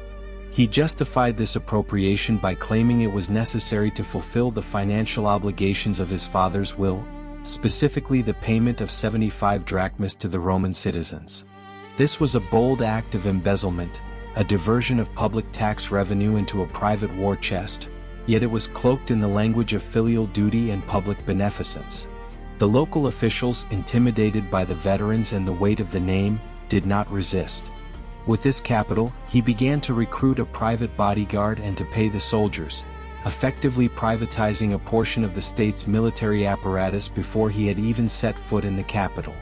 The journey from Brundisium to Rome was a slow, deliberate procession. As he moved up the Appian Way, the heir engaged in a campaign of correspondence, sending letters to the leading senators, including the famous orator who was the intellectual figurehead of the Republicans. In these letters, the young man played the role of the dutiful, harmless youth, seeking only to claim his rightful inheritance and to protect himself from the enemies of his family. He carefully concealed his ambition, presenting himself as a tool that could be used by the Senate to counter the growing power of the dictator's lieutenant. This duplicity was an administrative strategy, a way to gain entry into the political system that would otherwise have barred him. He allowed the senators to believe that he was a naive boy who could be manipulated, praised, and then discarded, while in reality he was using their legal recognition to legitimize his illegal army. The visual aspect of his approach to the city was managed with the same attention to detail. He did not enter Rome in armor, which would have been a declaration of war, but in the toga of a citizen, accompanied by a modest retinue. However, the streets he passed through were lined with the curious and the hopeful, particularly the urban poor and the veterans who saw in him the resurrection of the popular cause. His physical resemblance to the dictator was slight, but his adoption of the dictator's mannerisms and his relentless focus on the validity of the will created a continuity of leadership. He stopped at the villas of the aristocracy along the route, holding court with a gravitas that unnerved the older statesmen. They looked for the rashness of youth and found only the impenetrable silence of a seasoned politician. By the time he reached the outskirts of the capital, the political equation had fundamentally shifted. The vacuum left by the assassination was no longer empty, it was being filled by a new entity, a construct of law and money that wore the face of a boy and carried the name of a god. While the heir was methodically constructing his power base on the road from the coast, the situation within the capital was undergoing a rapid reconfiguration driven by the dictator's lieutenant. The lieutenant, a man of immense physical vitality and military experience, had initially been paralyzed by the shock of the assassination, but he had quickly recovered his equilibrium and was now ruthlessly exploiting the administrative chaos to consolidate his own position. His primary objective was the control of the state's financial reserves. The Temple of Ops, a sacred repository located in the Forum, housed the public treasury, including the vast sums of gold and silver that had been accumulated by the dictator for his planned campaigns. This wealth, amounting to 700 million sesterces, was the lifeblood of the Republic, the only means to pay the legions and the grain dole. The lieutenant, using his authority as the surviving consul, secured the keys to the temple. Under the guise of securing the state's assets during the crisis, he transferred the bullion from the public vaults to his own private custody. This transfer was not a clandestine theft but a brazen administrative seizure, conducted in broad daylight with the assistance of his lictors and personal guards. The records of the treasury were altered or ignored. The gold simply moved from the jurisdiction of the Roman people to the jurisdiction of the consul. With this immense fortune, the lieutenant began to purchase the loyalty of the army and the silence of the wavering senators. He paid off his own massive personal debts, which had been a source of political vulnerability, and began to auction off provincial governorships and tax farming contracts to the highest bidders. The Temple of Ops, once the symbol of the state's solvency, became the personal bank of the counter-revolution.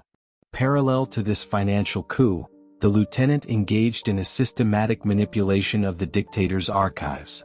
The compromise reached in the Temple of Tellus had ratified all the acts and intentions of the dead dictator, giving his papers the force of law.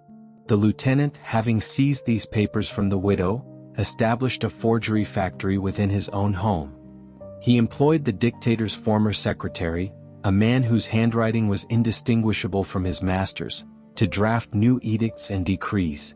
Whenever the lieutenant needed to appoint a loyalist to a position, to recall an exile, or to grant citizenship to a client, he simply produced a document from the archive, claiming it was a posthumous order found among the dictator's notebooks. The Senate, bound by its own amnesty agreement, was powerless to challenge these fabrications without unraveling the entire peace treaty. The city was thus ruled by a ghost, but the ghost's voice was ventriloquized by the lieutenant. The arrival of the heir in Rome precipitated a direct confrontation between these two factions of the Caesarian party. The meeting between the 18-year-old claimant and the 40-year-old consul took place in the grandeur of the lieutenant's residence, which had formerly belonged to the dictator's rival, Pompey. The atmosphere was frigid, characterized by a clash of generations and egos. The heir formally requested the transfer of the dictator's assets so that he could fulfill the bequests of the will, specifically the payments to the people. The lieutenant, lounging on his couch and treating the young man with a studied condescension, refused. He argued that the money in the Temple of Ops was public property, not part of the personal estate, and that the dictator's private fortune had been exhausted by the public funeral. He mocked the boy's ambition, warning him that the burden of the name he had assumed was too heavy for his slender shoulders and that he should return to his books. This refusal was a tactical error. It gave the heir the moral high ground. The young man left the meeting and immediately went to the forum to address the people. He announced that since the consul refused to release the funds, he would pay the legacies out of his own pocket, selling his own biological family's estates and borrowing heavily to honor his father's promises. This announcement was a masterpiece of political theater. It framed the lieutenant as a greedy embezzler who was withholding the people's inheritance, while the heir appeared as the sacrificial guardian of the public trust. The popularity of the lieutenant began to erode, shifting perceptibly towards the young newcomer. The veterans, seeing the lieutenant's disrespect for the dictator's son, began to grumble in their camps. The monolithic Caesarian faction cracked down the middle, creating a three-way struggle for power between the conspirators, the lieutenant, and the heir. Into this fractured landscape stepped the orator, the elderly statesman who had been watching the events with a mixture of despair and opportunistic hope. He saw in the conflict between the lieutenant and the heir a chance to restore the authority of the Senate. His analysis, recorded in his private correspondence, was that the lieutenant was the immediate and existential threat, a second tyrant worse than the first. The heir, by contrast, he viewed as a temporary expedient, a God-given weapon to be used against the consul. The orator began to deliver a series of blistering speeches in the Senate, the Philippics, attacking the lieutenant's corruption, his forgery of the archives, and his seizure of the treasury. Simultaneously, he began to court the young heir, praising him as a savior of the Republic and encouraging the Senate to grant him extraordinary military commands. The orator's strategy was based on the assumption that he could control the young man, using his influence and seniority to guide the boy's actions. He famously remarked that the young Caesar was to be lauded, adorned, and immortalized, a phrase with a double meaning, implying that after being honored, he would be sent to meet the gods, i.e., eliminated. The heir, however, was fully aware of this duplicity. He accepted the orator's praise and the Senate's commissions with a serene mask of gratitude, all the while using the Senate's authority to legitimize his own private army. The administrative machinery of the Republic, which the orator hoped to restart, was instead being dismantled and reassembled into an engine of civil war. The stage was set for the final collapse of the political center, as the legions began to move not against foreign enemies, but against the capital itself. The interplay of the forged documents, the stolen gold, and the weaponized will had created a reality where the only valid law was the command of the strongest general. The maneuvers of the political actors within the city were rapidly translated into the kinetic displacement of legions across the Italian peninsula, shifting the focus from the rhetorical battlefield of the Senate House to the muddy, freezing reality of the Cisalpine province. The lieutenant, realizing that his position in the capital was becoming untenable due to the alliance between the orator and the heir, chose to seize the initiative by claiming his designated proconsular province. This province, situated between the Alps and the Rubicon, was of supreme strategic value, as it allowed for the direct military intimidation of Rome. However, the governorship was currently held by one of the leading conspirators, a man who had participated in the assassination and was now barricaded within the fortress city of Mutina. The lieutenant marched north with his veteran legions, intending to forcibly evict the conspirator and secure his base of operations. This movement initiated the siege of Mutina, an operation that would serve as the crucible for the next phase of the civil conflict. The administrative reality of the siege was grim. The lieutenants surrounded the city with a complex system of earthworks and circumvallation, cutting off all supplies and communication. Inside the walls, the conspirator and his garrison were reduced to a state of slow starvation, where the consumption of leather, bark, and vermin became a necessary dietary adaptation recorded in the logistical reports of the starving officers. Back in the capital, the orator utilized this military aggression to finalize the legal weaponization of the heir. In a series of marathon sessions, the Senate passed decrees that fundamentally broke the constitutional order they claimed to be defending.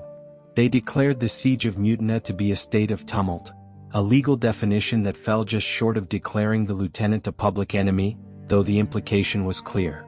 More critically, they voted to bestow upon the 19-year-old heir the rank of propraetor, granting him official military imperium. This was an administrative anomaly of the highest order. The heir was a private citizen, too young to sit in the Senate, yet he was now legally empowered to command armies and sat equal in rank to the two elected consuls of the year. The induction of the heir into the Senate was accompanied by the waiving of age restrictions and the granting of consular ornaments. The orator justified this breach of precedent by citing the emergency of the state, arguing that the boy was the only barrier against the tyranny of the lieutenant. The records of these votes show a Senate driven by desperation, handing the keys of the republic to a teenager whose primary qualification was the name he had inherited and the private army he had illegally raised. The state's military response was a tripartite command structure, a clumsy administrative arrangement that invited disaster. The two consuls, former officers of the dictator who had drifted towards the Republican cause, were dispatched north with the new levies of the state army. They were joined by the heir and his veteran legions. The objective was to break the siege of Mutina and destroy the lieutenant's forces. The march north was conducted in the depths of winter, a logistical nightmare of frozen roads and scarce forage. The correspondence between the heir and the consuls during this period reveals a deep, structural distrust. The consuls regarded the heir as a necessary evil, a temporary auxiliary to be discarded once the victory was won. The heir, conversely, viewed the consuls as obstacles to his sole command.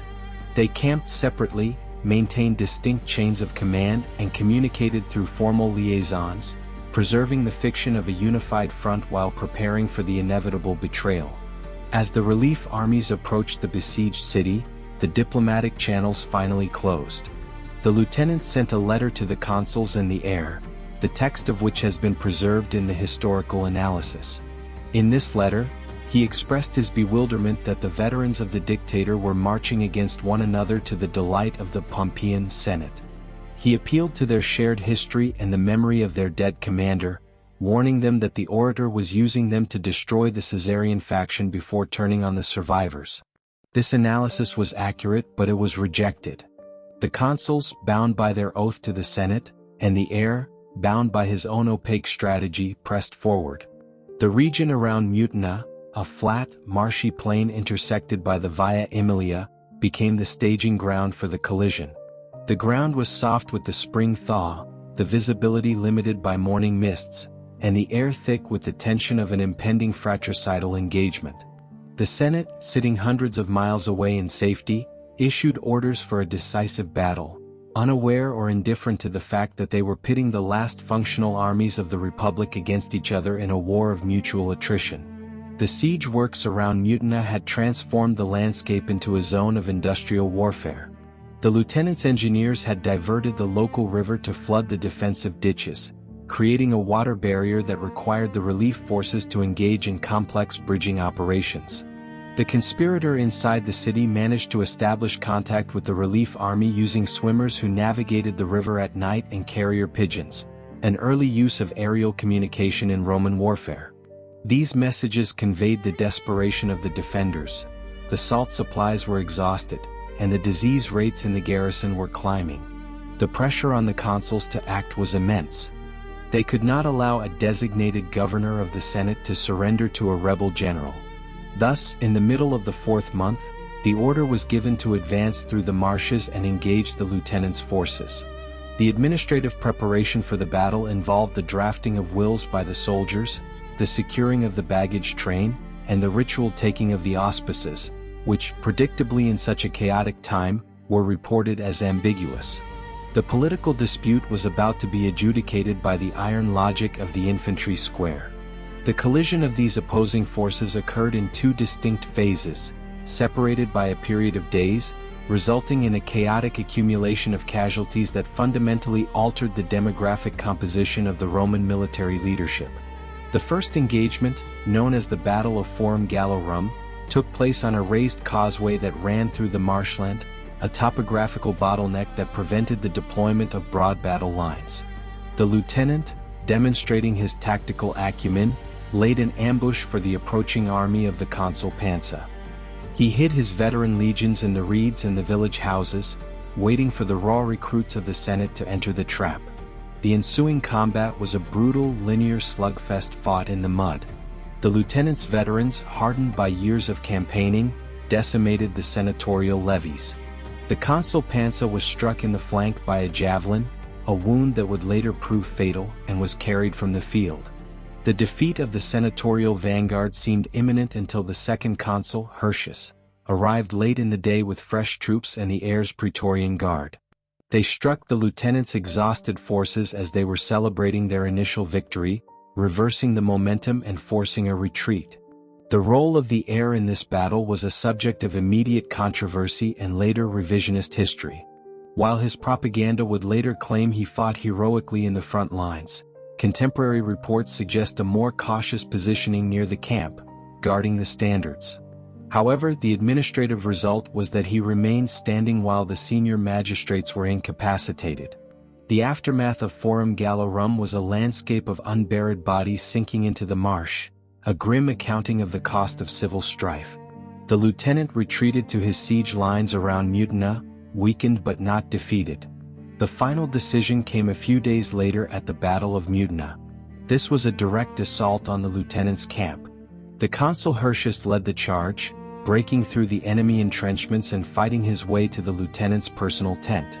In the confusion of the melee, Hirtius fell, killed not by a tactical maneuver but by the sheer density of the close-quarters combat. His death created an immediate vacuum of executive power on the field.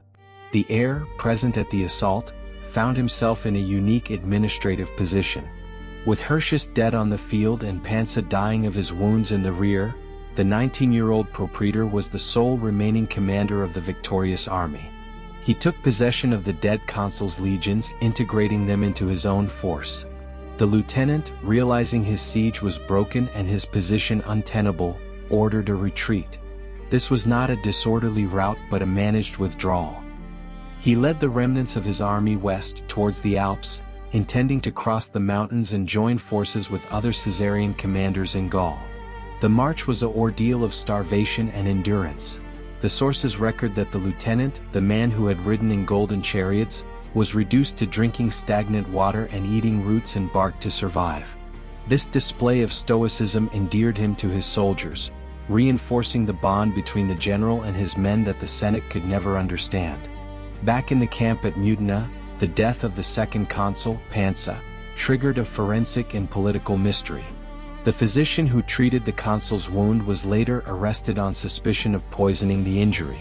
Rumors circulated, fueled by the convenient timing of the deaths, that the heir had arranged for the elimination of his colleagues to clear his path to sole power. Whether these deaths were the result of infection, common in the pre-antiseptic era, or assassination, the administrative outcome was the same. The two supreme magistrates of the Republic were dead, an event without precedent in the annals of the city. The Republic had won the battle, but it had lost its head. The heir took control of the official correspondence, sending reports to Rome that minimized his own losses and emphasized the total defeat of the enemy, while carefully omitting his intentions regarding the pursuit. The Senate in Rome, upon receiving the news of the victory at Mutina, indulged in a fatal paroxysm of overconfidence. Led by the orator, they believed the war was over and the threat was neutralized. They passed decrees declaring the lieutenant a public enemy, a legal status that allowed any citizen to kill him without trial. They voted a triumph for the dead conspirator, Decimus Brutus, who had been starving in Mutina, elevating him to the status of the war's hero. Crucially and catastrophically, they deliberately snubbed the heir. They voted him an ovation, a lesser honor, and issued a decree ordering the legions to transfer their allegiance from the heir to the conspirator Decimus Brutus. They also appointed a commission to distribute the land rewards to the veterans, but pointedly excluded the heir from this commission, intending to break the bond between the boy and his army by dealing directly with the soldiers. This administrative arrogance was based on a fundamental misreading of the military reality. The veterans of the heir had no intention of serving under a conspirator who had murdered their beloved dictator. When the senatorial decree was read to the troops, they rejected it with jeers. They stoned the messengers and reaffirmed their loyalty to the heir. The heir, observing this from his tent, made no move to pursue the retreating lieutenant across the Alps. He understood that the destruction of the lieutenant would only serve the interests of the Senate, leaving him isolated and vulnerable. Instead, he halted his advance. He allowed the lieutenant to escape, keeping the threat of the enemy alive as leverage against his supposed allies in Rome. The alliance between the heir and the Senate, always a marriage of convenience, dissolved the moment the common enemy was pushed beyond the horizon. The heir turned his gaze not towards the Alps, but back towards the south, towards the city that had just insulted him. The war against the lieutenant was suspended. The war against the Senate was about to begin. The administrative records of the legions show a change in the line of march. The eagles were turned around, and the boots that had trudged through the snow of the north began to kick up the dust of the road to Rome. The reversal of the legions' orientation, turning their backs on the Alps and their faces towards the capital, marked the transition from a campaign of foreign defense to an operation of internal administrative seizure. The march of the heir's army southwards was not a chaotic rush but a methodical procession of military pressure, calculated to coincide with the dispatch of a delegation to the Senate. This delegation was not composed of diplomats or jurists, but of 400 centurions, the backbone of the legionary command structure. These men, still wearing their service armor and carrying the dust of the Mutina campaign on their cloaks, entered the Curia to present the demands of their commander. The primary demand was the immediate granting of the consulship to the heir, a request that violated every existing statute regarding age limits and the sequence of offices. When the Senate, clinging to the letter of the law, refused this ultimatum, the leader of the centurions threw back his cloak, touched the hilt of his sword, and delivered a statement recorded in the archives of the crisis. If you do not grant it to him, this will. This moment crystallized the new constitutional reality. The law was no longer a matter of votes cast in the assembly, but of steel drawn in the forum.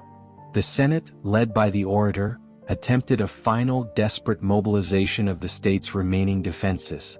They issued decrees calling for the raising of urban cohorts and summoned the legions stationed in Africa, which were believed to be loyal to the Republican Constitution.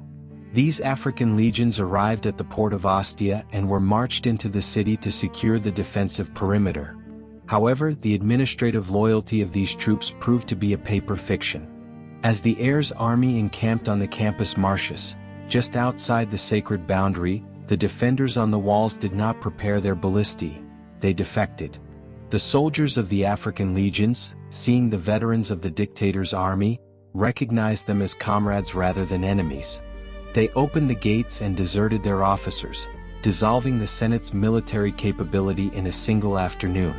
The orator, realizing that his political gambling had resulted in total bankruptcy, fled the city, leaving the capital open to the occupation. The heir entered Rome not as a conqueror sacking a foreign city, but as a magistrate taking possession of his jurisdiction, though the streets were lined with armed men ensuring the silence of the population. The subsequent electoral process was a hollow bureaucratic ritual performed under the gaze of the infantry. The heir and his cousin were elected consuls by the Popular Assembly, a body that had been packed with his soldiers who were permitted to vote while armed. This election, while technically following the procedural steps of a nomination and a ballot, was in reality a ratification of the coup.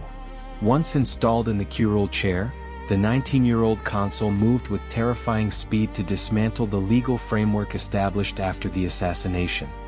His first act was the promulgation of a new law, the Lex Pedia, named after his co-consul. This legislation fundamentally reversed the amnesty of the Temple of Tellus. It established a special court to try the assassins of the dictator for the capital crime of murder. The trial was a formality. The accused were tried in absentia, as they had long since fled to the eastern provinces to raise armies. The verdict was a foregone conclusion. In a single day, all the conspirators, including those who had held high office and those who were currently governing provinces, were legally condemned to death and stripped of their citizenship. The state had now formally declared war on the men who had killed the dictator, aligning the legal code with the military objectives of the heir. With the capital secured and the legal apparatus weaponized, the heir turned his attention back to the north. The strategic situation required a realignment of the Caesarian factions. The lieutenant, having crossed the Alps, had not withered in the wilderness but had successfully merged his forces with those of another Caesarian governor, the high priest, who commanded the legions in Gaul and Spain. This combined army, a massive force of veteran infantry and cavalry, was now marching back towards Italy, presenting an existential threat that the heir could not defeat alone. The logic of survival dictated that the three leaders, the heir, the lieutenant, and the high priest, must reconcile their differences to face the common enemy, the conspirators amassing forces in the east. The heir marched north again not to fight, but to negotiate the terms of a partnership that would divide the known world among them. The meeting was arranged to take place near the city of Bononia, in a landscape that reflected the suspicion and neutrality required for such a delicate diplomatic operation. The chosen site was a small, alluvial island situated in the middle of the river Reno, a tributary that flowed through the floodplains of the Cisalpine province. The river acted as a natural barrier, a neutral zone where no ambushes could be easily laid. The topography of the meeting was managed with the precision of a religious ritual. The island was inspected by engineers from all three armies to ensure no assassins were buried in the mud or hidden in the reeds. 2 bridges were constructed connecting the island to the opposing riverbanks. The armies of the heir and the combined forces of the lieutenant and the high priest were drawn up on the banks, separated by the rushing water, serving as silent witnesses to the conference. The 3 leaders advanced onto the bridges alone, unarmed, and met in the center of the island. The protocol of the meeting was strictly hierarchical. The heir, despite his youth, was the consul and thus the highest-ranking magistrate, so he took the central seat. The lieutenant and the high priest sat on either side. For 3 days, these men, who had spent the previous months maneuvering to kill one another, sat on wooden folding chairs in the damp autumn air, redrawing the administrative map of the empire. The result of this conference was the formation of the Board of 3 for the Reconstitution of the Republic, a title that gave a veneer of bureaucratic legitimacy to a military dictatorship. Unlike the informal alliance of the first triumvirate decades earlier, this body was to be a formal magistracy with the power to make laws and appoint officials without reference to the Senate or the people. The division of the western provinces was the first item on the agenda. The archives of the meeting record that the lieutenant, leveraging his military seniority and the size of his army, claimed the rich and strategic territories of Gaul. The high priest was assigned Spain and the Narbonese province, securing the western flank. The heir, in a position of relative weakness despite his consular rank, was given Africa and the islands of Sicily and Sardinia, territories that were currently occupied by the conspirators' naval forces, meaning he would have to fight to possess them. Italy itself was to remain common ground, a shared recruitment pool for the upcoming war against the East. This territorial partition was a cold, transactional distribution of assets, treating nations and populations as currency to be traded for political equilibrium. However, the most significant and harrowing output of the Bononia Conference was not the map of the provinces, but the financial and security arrangement known as the proscriptions. The three leaders faced a dual problem: the desperate need for money to pay their combined armies of 40 legions, and the need to eliminate the political opposition in Rome that had supported the conspirators. The solution they devised was a list of names. This list contained the identities of senators and equestrians who were declared outlaws. Their lives were forfeit, and their properties were to be confiscated by the state. The drafting of this list was a bureaucratic exercise in terror. The sources described the three men sitting around a table with wax tablets, bargaining over the lives of their enemies and, in some cases, their own friends and family. The lieutenant demanded the death of the orator, the man whose speeches had branded him a public enemy. The heir, who had referred to the orator as father, resisted for 2 days, attempting to save the man who had facilitated his rise. But the logic of the alliance was ruthless. The lieutenant would not proceed without the orator's head. On the 3rd day the heir capitulated. In exchange, he allowed the name of his own guardian to be added to the list, while the lieutenant sacrificed his own uncle. The familial bonds that were the bedrock of Roman society were dissolved in ink on the island in the river. The administrative implementation of the proscriptions began before the triumvirs even returned to Rome. Riders were dispatched with the initial death warrants, targeting the most prominent victims to prevent their escape. The lists were not kept secret. They were published on whiteboards and posted in the forum, transforming the city into a hunting ground. The decree attached to the lists offered a cash reward for the severed head of any proscribed individual, 25,000 drachmas for a free man, and 10,000 drachmas plus manumission for a slave. This monetization of murder destroyed the social fabric of the capital. Wives betrayed husbands to secure their dowries, sons betrayed fathers to inherit the estate early, slaves killed masters to gain their freedom. Conversely, the archives also record instances of extraordinary loyalty, where slaves dressed in their masters' robes to die in their place, or wives hid their husbands in sewers and attics for months. The city was plunged into a chaotic darkness where the only law was the list. The heads of the victims were brought to the forum and displayed on the rostra, the speaker's platform, a grotesque administrative verification that the contract had been fulfilled. The most prominent head displayed was that of the orator, his hands nailed to the wood alongside his skull, a symbolic punishment for the tongue that had spoken and the hands that had written against the new regime. The financial aspect of the proscriptions was managed with the same cold efficiency as the executions. The properties of the dead were auctioned off, often at a fraction of their value, to the friends and soldiers of the triumvirs. However, the sheer volume of real estate flooding the market caused a crash in property values. The liquid cash the leaders desperately needed did not materialize in sufficient quantities. To cover the shortfall, they imposed new and heavy taxes on the surviving population, including a tax on slave ownership and a wealth tax on the richest women of Rome. This led to a rare instance of public protest by the matrons of the aristocracy, who forced their way into the forum to petition the triumvirs. The heir, showing a flicker of the political flexibility that would later define his reign, granted a partial concession, reducing the tax burden. Yet, the economic devastation was profound. The wealth of the old aristocracy was stripped away and redistributed to the military class, affecting a massive transfer of capital that permanently broke the power of the traditional Senate. With the rear secured by blood and the war chest partially filled by confiscation, the triumvirs turned their eyes to the east.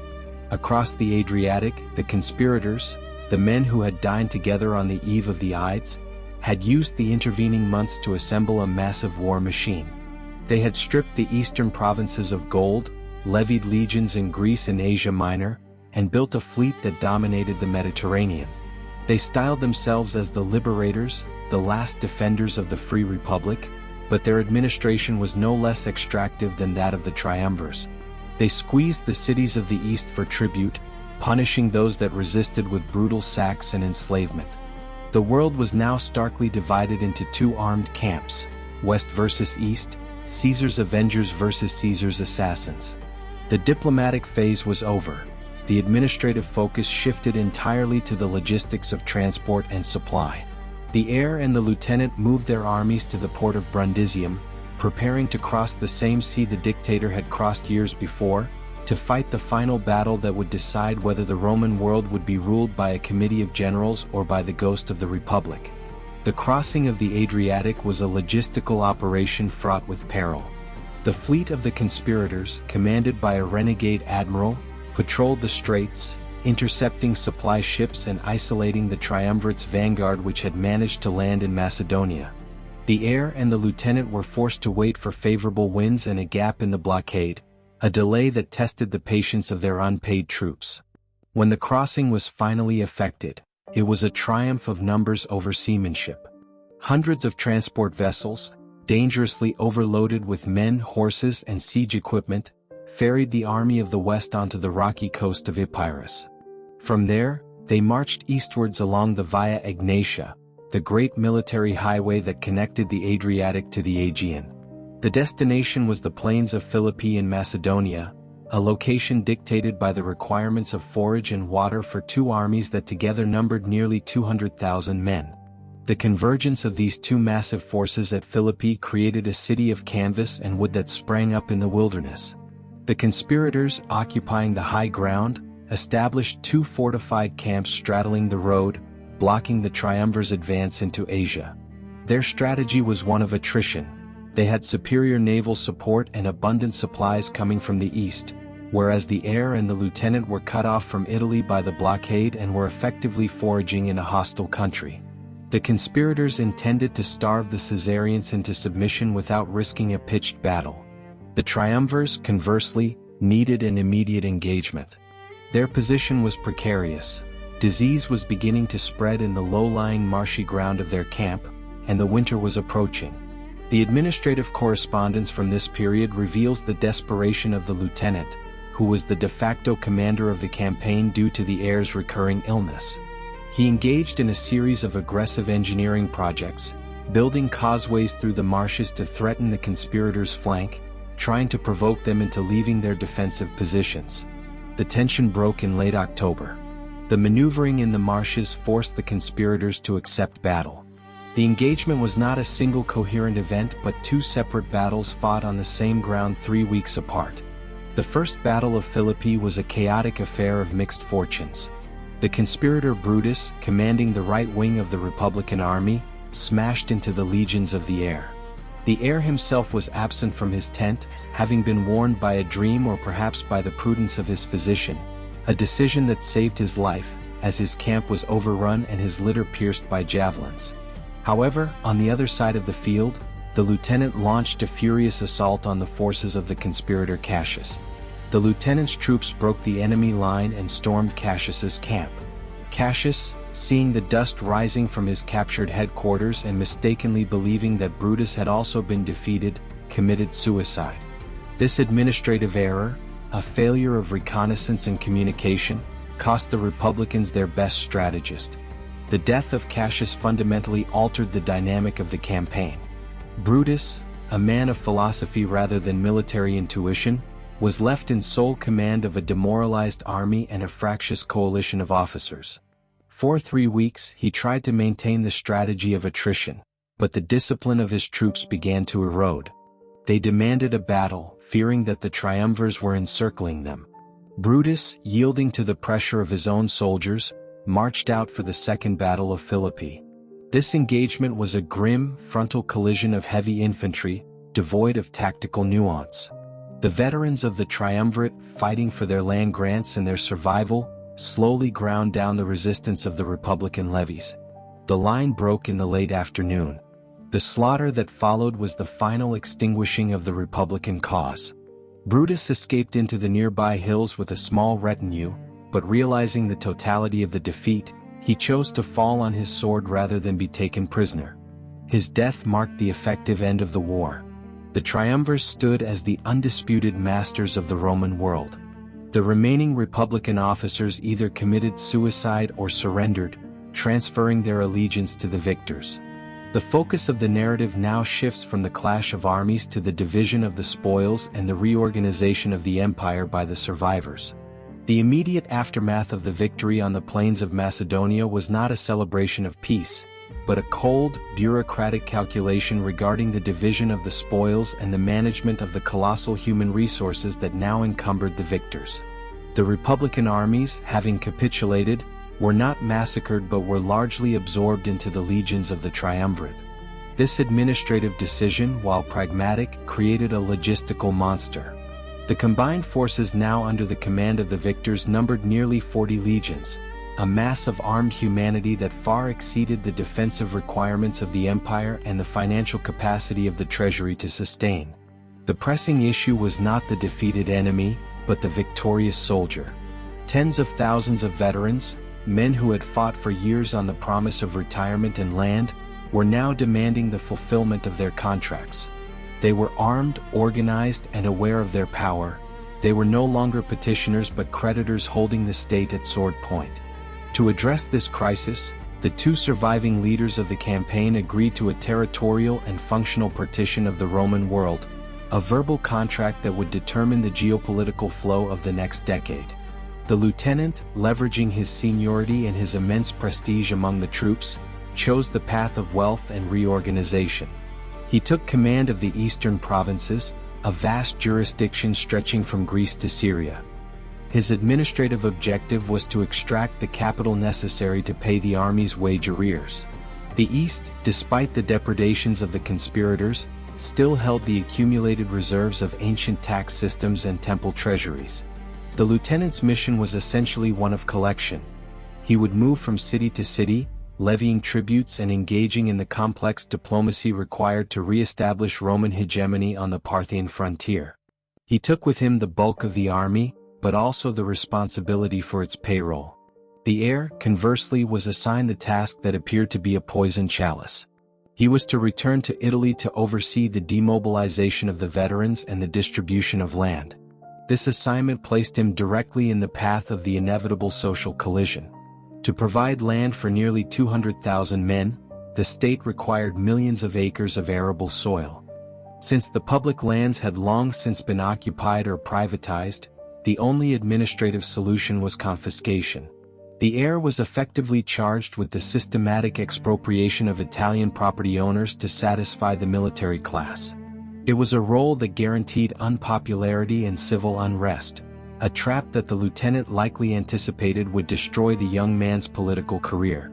While the lieutenant marched east towards the luxury of Asia, the heir turned west, traveling back to a peninsula that was about to be torn apart by his own surveyors.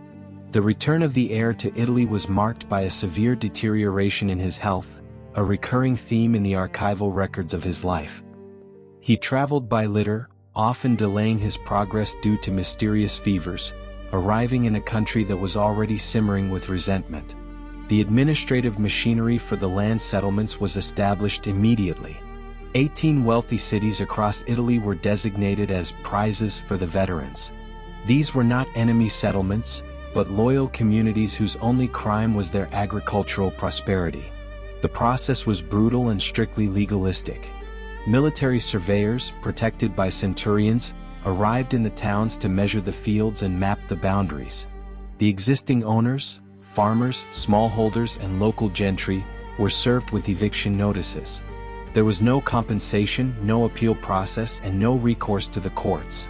The law of the spear had superseded the civil code. The archives preserve the lamentations of this displaced class, families who were forced to pack their belongings onto carts and wander the roads, refugees in their own country, while rough soldiers who spoke the slang of the camp took possession of their ancestral homes. This massive transfer of wealth created a volatile political atmosphere that was immediately exploited by the internal enemies of the heir. The opposition was led by two figures who represented the interests of the lieutenant in his absence. His wife, a woman of formidable political intelligence and ambition, and his brother, who was serving as the consul for the year. They saw in the misery of the dispossessed Italian farmers a weapon to be used against the heir. They began to tour the countryside, presenting themselves as the defenders of the rights of property and the champions of the oppressed, while simultaneously assuring the veterans that the lieutenant, not the heir, was the true guarantor of their rewards. This dual narrative was a masterpiece of propaganda, designed to isolate the heir between the anger of the civilians and the suspicion of the soldiers.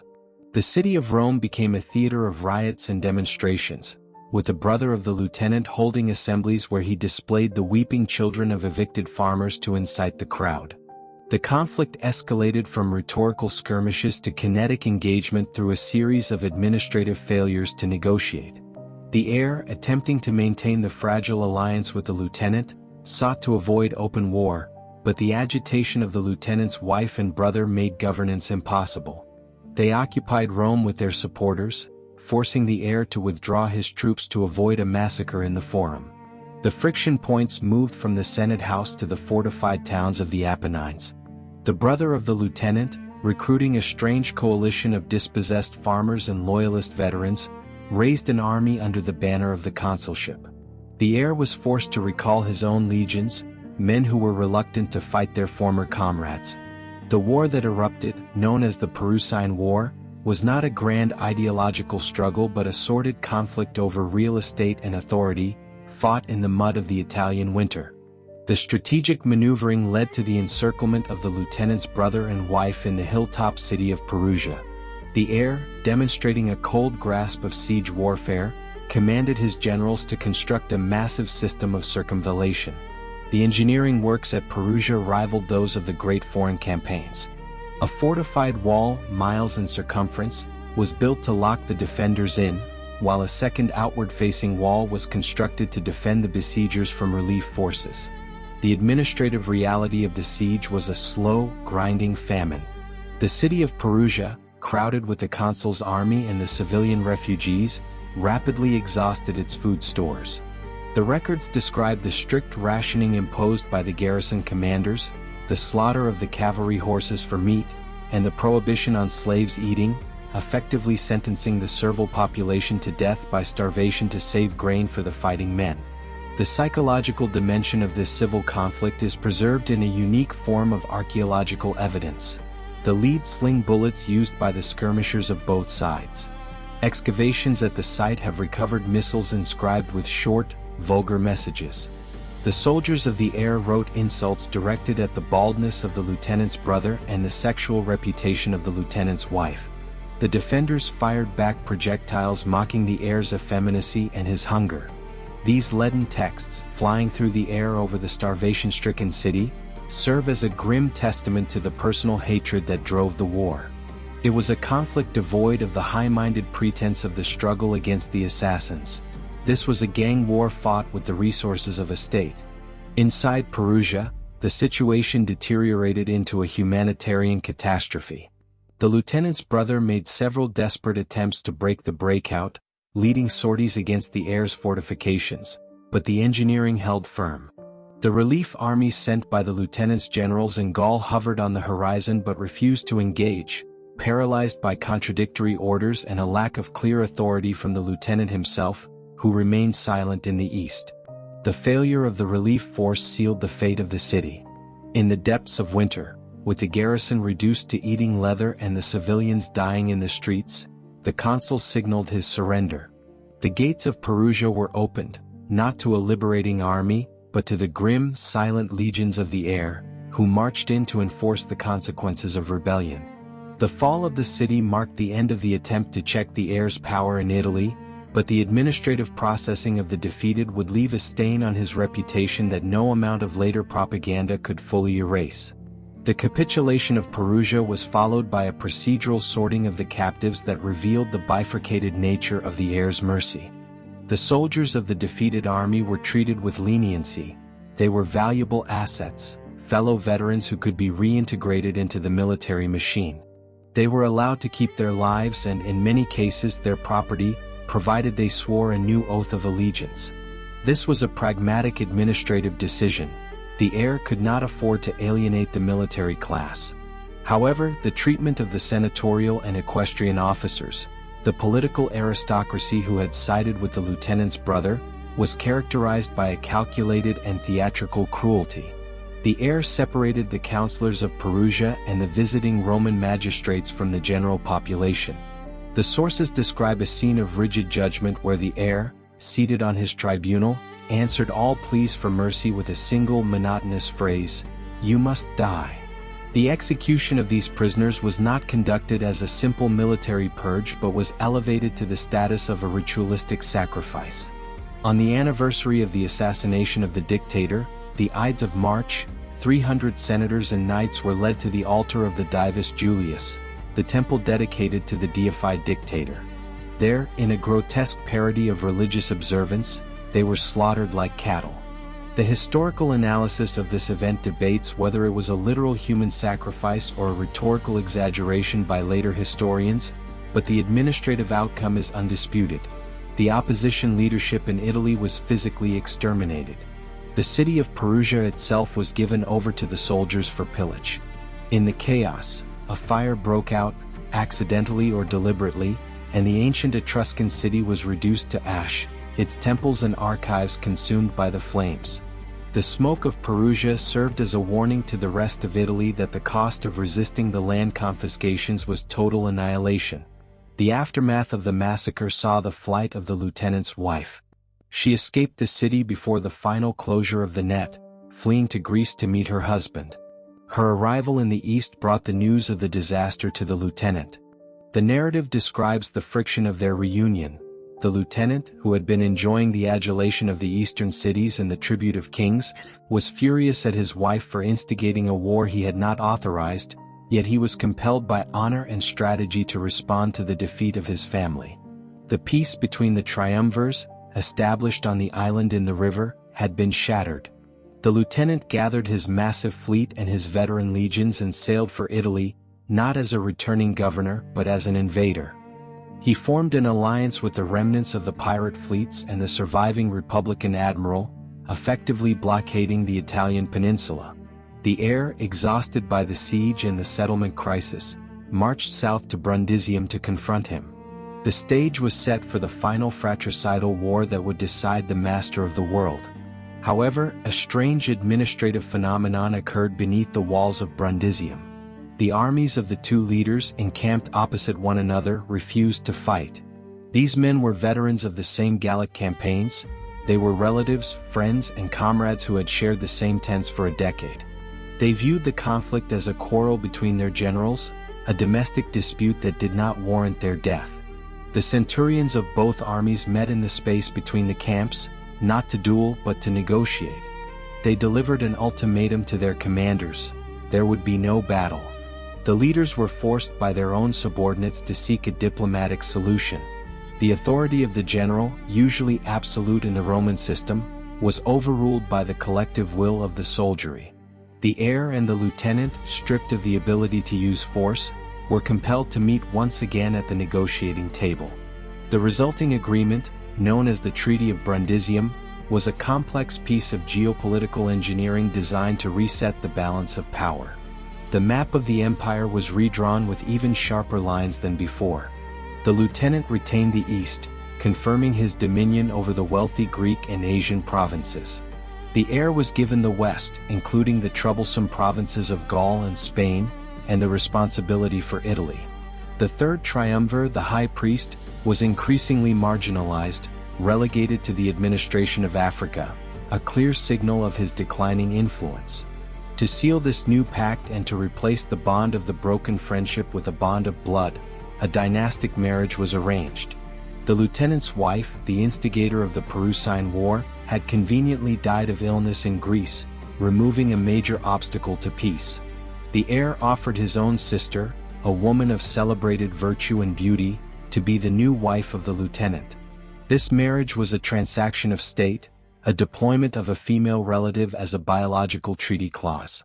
The wedding was celebrated amidst the relief of the soldiers and the exhaustion of the civilians. The image of the newly married couple was minted on coins, circulating throughout the empire as a symbol of the peace of the triumvirs. For a brief moment, the administrative fiction of unity was restored. The lieutenant and the heir entered Rome together, receiving the acclamation of the crowds who were desperate for an end to the civil wars. But beneath the surface of the celebrations, the structural fault lines remained. The lieutenant returned to the east and to the allure of foreign queens, while the heir remained in Rome, slowly consolidating the administrative state and preparing for the inevitable rupture that the Treaty of Brundisium had merely postponed. The empire was now a two-headed monster, and the history of the next decade would be the story of the body trying to decide which head to cut off. The fragile diplomatic architecture constructed at Brundisium, sealed by the dynastic marriage and the partition of the map, began to erode under the pressure of the divergent administrative paths chosen by the two masters of the Roman world.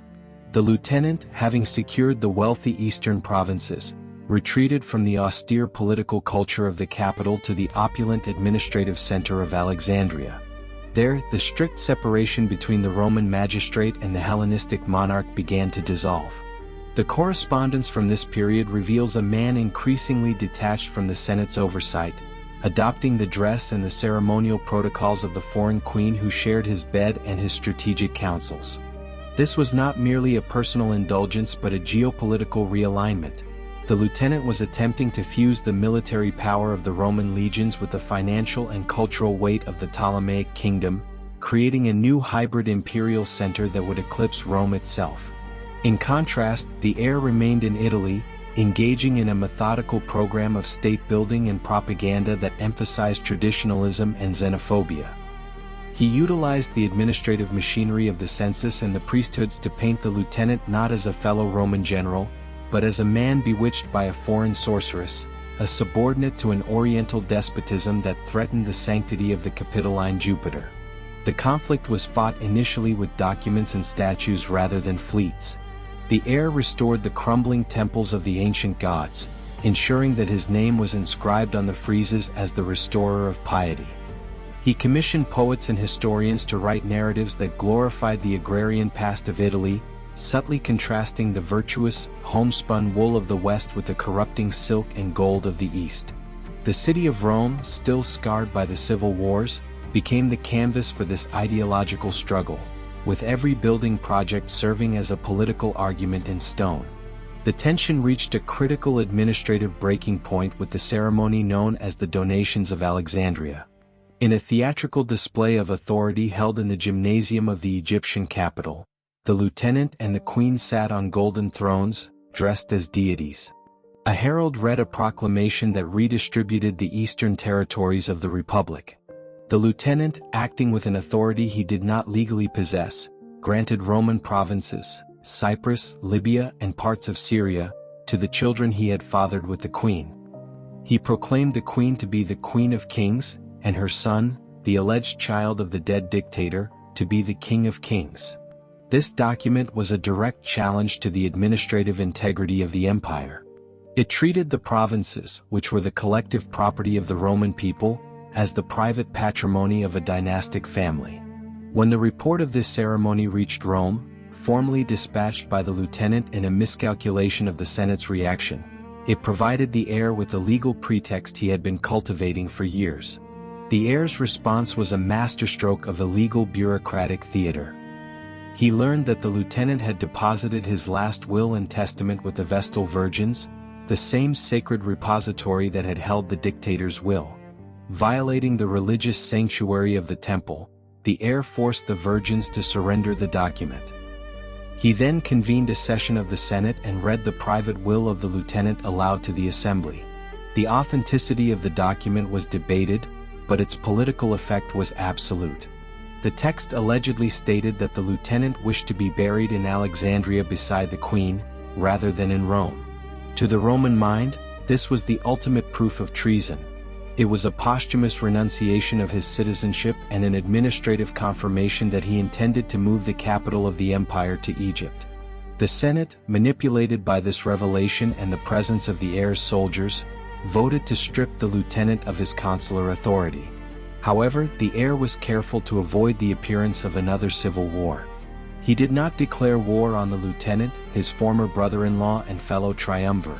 Instead, the Senate issued a declaration of war solely against the foreign queen. This legal fiction allowed the heir to present the coming conflict as a defense of the Republic against a foreign invader, rallying the entirety of Italy to his banner. The ancient ritual of the Officiales was revived for the occasion. The heir, standing at the Temple of Bologna, threw a spear dipped in blood into a patch of ground designated as enemy territory, a symbolic act that connected his modern military machine with the archaic religious rites of the city's founding. The administrative preparations for war were total. A massive tax of 1/4 of a year's income was levied on all citizens, and a distinct tax of 1/8 was imposed on all freedmen, draining the Italian economy to build a fleet capable of challenging the massive naval resources of the East. The mobilization of the West was managed by the heir's childhood friend and primary general, a man of supreme logistical competence named Agrippa. Recognizing that the war would be decided at sea, Agrippa undertook a massive engineering project near Naples. He cut a channel through the land to connect two volcanic lakes to the sea, creating a secret fortified harbor known as Portus Iulius. There, shielded from the view of the lieutenant's spies, he constructed a new fleet and trained thousands of oarsmen on artificial rowing benches. The wood for the ships was harvested from the forests of Italy, and the iron for the rams was forged in the workshops of Etruria. This period of preparation was a triumph of the administrative state. While the lieutenant was holding festivals in Ephesus and Samos, the heir was turning Italy into a shipyard. The contrast between the two camps was stark. The East was characterized by noise, luxury, and the slow gathering of a heterogeneous host of client kings, while the West was characterized by a silent, grim industrial focus on the production of violence. When the campaign season opened, the strategic initiative was seized by the heir's admiral. Instead of waiting to be attacked, the Western fleet crossed the Ionian Sea and seized key naval bases along the coast of Greece, cutting the lieutenant's supply lines. The lieutenant and the queen had moved their massive army and fleet to the western coast of Greece, settling in the Gulf of Ambracia near the promontory of Actium. Their position was defensive, relying on the sheer size of their ships and the depth of their treasury to outlast the enemy. However, the administrative reality of their camp was rapidly deteriorating. The location was marshy and prone to malaria. The records indicate that a pestilence swept through the eastern rowers, killing thousands and leaving the great ships under strength. The supply lines from Egypt were harassed by the heir's light cruisers, leading to food shortages in the camp of the Abundance. The stalemate at Actium dragged on for months, a period of diplomatic erosion rather than military engagement. The heir used this time to wage a psychological war. He distributed leaflets into the enemy camp, promising amnesty and rewards to those who defected. The lieutenant's coalition, held together by gold and personal charisma, began to fracture under the pressure of the blockade and the disease. Key Roman officers and allied kings deserted, crossing the lines to the heir's camp and bringing with them intelligence regarding the lieutenant's battle plans. The lieutenant, watching his army melt away without a fight, grew increasingly paranoid, ordering the execution of several senators he suspected of treachery. The decision was finally made to break the blockade, not to invade Italy, but to escape back to Egypt to regroup. This decision, effectively a retreat, involved the burning of the ships that could not be manned, a bonfire of the fleet that illuminated the night sky over the Gulf, signaling the end of the lieutenant's dream of a seaborne invasion. The morning of the second day of September in the 31st year before the Common Era broke with a calm sea and a shifting wind. The fleets moved out of the Gulf in battle formation. The ships of the lieutenant were floating fortresses, massive galleys with towers on their decks and bronze plating, designed to crush the lighter vessels of the enemy. The ships of the heir, commanded by Agrippa, were smaller, faster, and equipped with a new device called the harpax, a grappling iron that could be fired from a catapult to winch the enemy ships in for boarding. The engagement was not a tactical masterpiece but a chaotic brawl. The heavier ships of the east struggled to maneuver in the dying wind, while the swarming vessels of the west attacked their oars and rudders. The noise of the battle, the splintering of wood, the shouting of the marines, the screaming of the wounded, carried over the water to the armies watching from the shore, a cacophony that marked the death throes of the Hellenistic age. In the midst of the engagement, a gap opened in the battle line. The 60 ships of the foreign queen, which had been held in reserve with their sails on board, a highly unusual administrative decision implying a premeditated plan for flight, raised their canvas and sailed through the center of the combat, heading south towards the open sea. The lieutenant, seeing the queen's departure, abandoned his command. He transferred from his flagship to a smaller, faster vessel and followed her, leaving his fleet and his army leaderless in the middle of the battle. This act of desertion was the final administrative failure of his career. The sailors of the East, unaware that their commander had fled, fought on until the evening, when the sheer weight of the enemy numbers and the fire arrows of the air's marines forced a surrender. The army on the shore, learning of the flight, held out for 7 days before negotiating terms. The air accepted their surrender, incorporating the legions into his own forces. The victory at Actium was total, not because of the number of dead, but because of the collapse of the political will to resist. The air stood on the deck of his flagship, the undisputed master of the Mediterranean, looking south towards the final destination of the war, the palace in Alexandria. The final phase of the conflict was a slow, inevitable procession of the air's forces closing the ring around the eastern Mediterranean, moving with the relentless pace of a foreclosure proceeding rather than a military conquest. The lieutenant and the queen, having fled the disaster at Actium, retreated to the isolation of Alexandria, a city that had transformed from a capital of empire into a gilded cage. The administrative apparatus of their kingdom began to shut down as the news of the defeat spread. Provincial governors in Syria and Cyrene defected to the air, handing over their legions without a fight. The lieutenant, lapsing into a deep melancholia, retreated to a small dwelling he built on the harbor mole, styling himself as a recluse, while the queen engaged in desperate diplomatic overtures, sending the heir her scepter and crown in an attempt to purchase the safety of her children.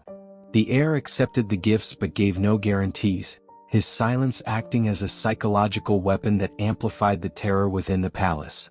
As the legions of the west breached the borders of Egypt, seizing the fortress of Pelusium, the final dissolution of the resistance occurred.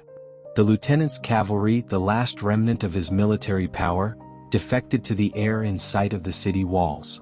The lieutenant, receiving a false report that the queen had already committed suicide, attempted to take his own life with his sword.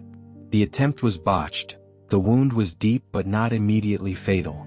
In a scene of grim administrative chaos, the dying man was hoisted by ropes into the mausoleum where the queen had barricaded herself with her treasures. He died in her arms, marking the biological end of the faction that had challenged the heir. The queen was subsequently captured by the heir's officers, who tricked their way into the monument to prevent her from burning the royal treasury. She was disarmed and placed under a suicide watch, her person treated not as a monarch but as a valuable asset to be preserved for the triumphal procession in Rome. The interaction between the heir and the captive queen is recorded as a collision of two irreconcilable realities.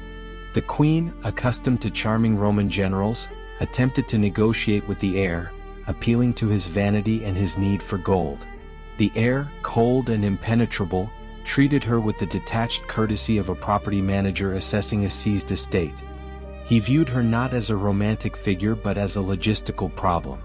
Realizing that she was destined to be paraded in chains through the Roman Forum, the queen chose to exercise her final sovereign right. She managed to arrange her own death, likely through the administration of poison, though the legend of the venomous snake persists in the popular imagination. Her suicide, along with that of her handmaidens, cheated the heir of his primary exhibit but solved the administrative problem of what to do with a living monarch. The heir ordered her to be buried with royal honors beside the lieutenant, closing the file on the Ptolemaic dynasty. The annexation of Egypt was handled with a unique legal innovation. The heir did not make it a standard province of the Roman people, governed by a senator. Instead, he declared it to be his own personal domain, a private estate of the commander. No senator was permitted to set foot in Egypt without his express written permission. The immense wealth of the pharaonic treasury, the accumulated gold of 3 centuries, was seized and transported to Rome. This injection of capital was so massive that it caused interest rates in the capital to plummet and property prices to soar. The heir used this wealth to pay off the land grants for his veterans, finally settling the debt that had driven the civil wars. The soldiers were dispersed to colonies, their swords beaten into plowshares, and the standing army was reduced to a professional force loyal only to the heir. The return of the heir to Rome was celebrated with a triple triumph, a spectacle of administrative prowess and looted grandeur that lasted for 3 days. The first day celebrated the victory over the tribes of Illyria, the second over the fleets at Actium, and the third over the kingdom of Egypt. The streets were washed with the influx of wealth, the people received cash handouts, and the city was treated to games of unprecedented scale. In the procession, the image of the dead queen was carried on a float, nursing a snake, a visual confirmation to the crowd that the foreign threat had been neutralized. The lieutenant's name was never mentioned. He was erased from the official record, his statues thrown down, and his birthday declared an unlucky day. The narrative was strictly controlled. This was not a victory of Roman over Roman, but a victory of Rome over the chaotic, effeminate East. Following the triumph, the heir engaged in the most significant act of political theater in the history of the city. He presided over the ceremonial closing of the doors of the Temple of Janus. These doors, which were legally required to stand open whenever the state was at war, had remained open for generations. By closing them, the heir announced the Pax Romana, the Roman peace. It was a declaration that the chaos which had begun with the dinner party on the eve of the Ides was finally over. The conspirators were dead, the lieutenant was dead, the Senate was broken, and the world was pacified. The violence had burned itself out, leaving a silence that covered the empire from the foggy shores of Britain to the burning sands of Syria. In a series of carefully staged senatorial sessions, the heir formally restored the republic to the Senate and the people. He resigned his extraordinary powers, handing back his command. In return, the Senate, now composed of his partisans and men weary of war, begged him to remain as the guardian of the state. They voted him a new name, Augustus, a word with religious overtones meaning, the revered one. They granted him the power of a tribune to protect the people and the power of a proconsul to command the armies, but without the visible trappings of a king. He lived in a modest house on the Palatine Hill, wore homespun togas made by his wife, and walked the streets without a massive bodyguard. Yet the administrative reality was absolute. Every soldier, every coin, and every law flowed from his desk. The Republic had died, but its corpse was preserved and animated by the machinery of the Principate. The dinner guests who had sharpened their daggers to kill a king had inadvertently created an emperor, one who ruled not by the title of dictator, but by the quiet, irresistible force of the file, the ledger, and the legion. The story of the assassination was ultimately the story of the painful, bloody birth of a system that would rule the world for another 5 centuries, built upon the silence of the dead and the order of the survivor. As the weight of sleep slowly closes your eyelids, let your imagination wander through the ages in your dreams. If you enjoyed the video, I invite you to like it. There are more boring history stories to help you fall asleep. See you at bedtime. Goodbye.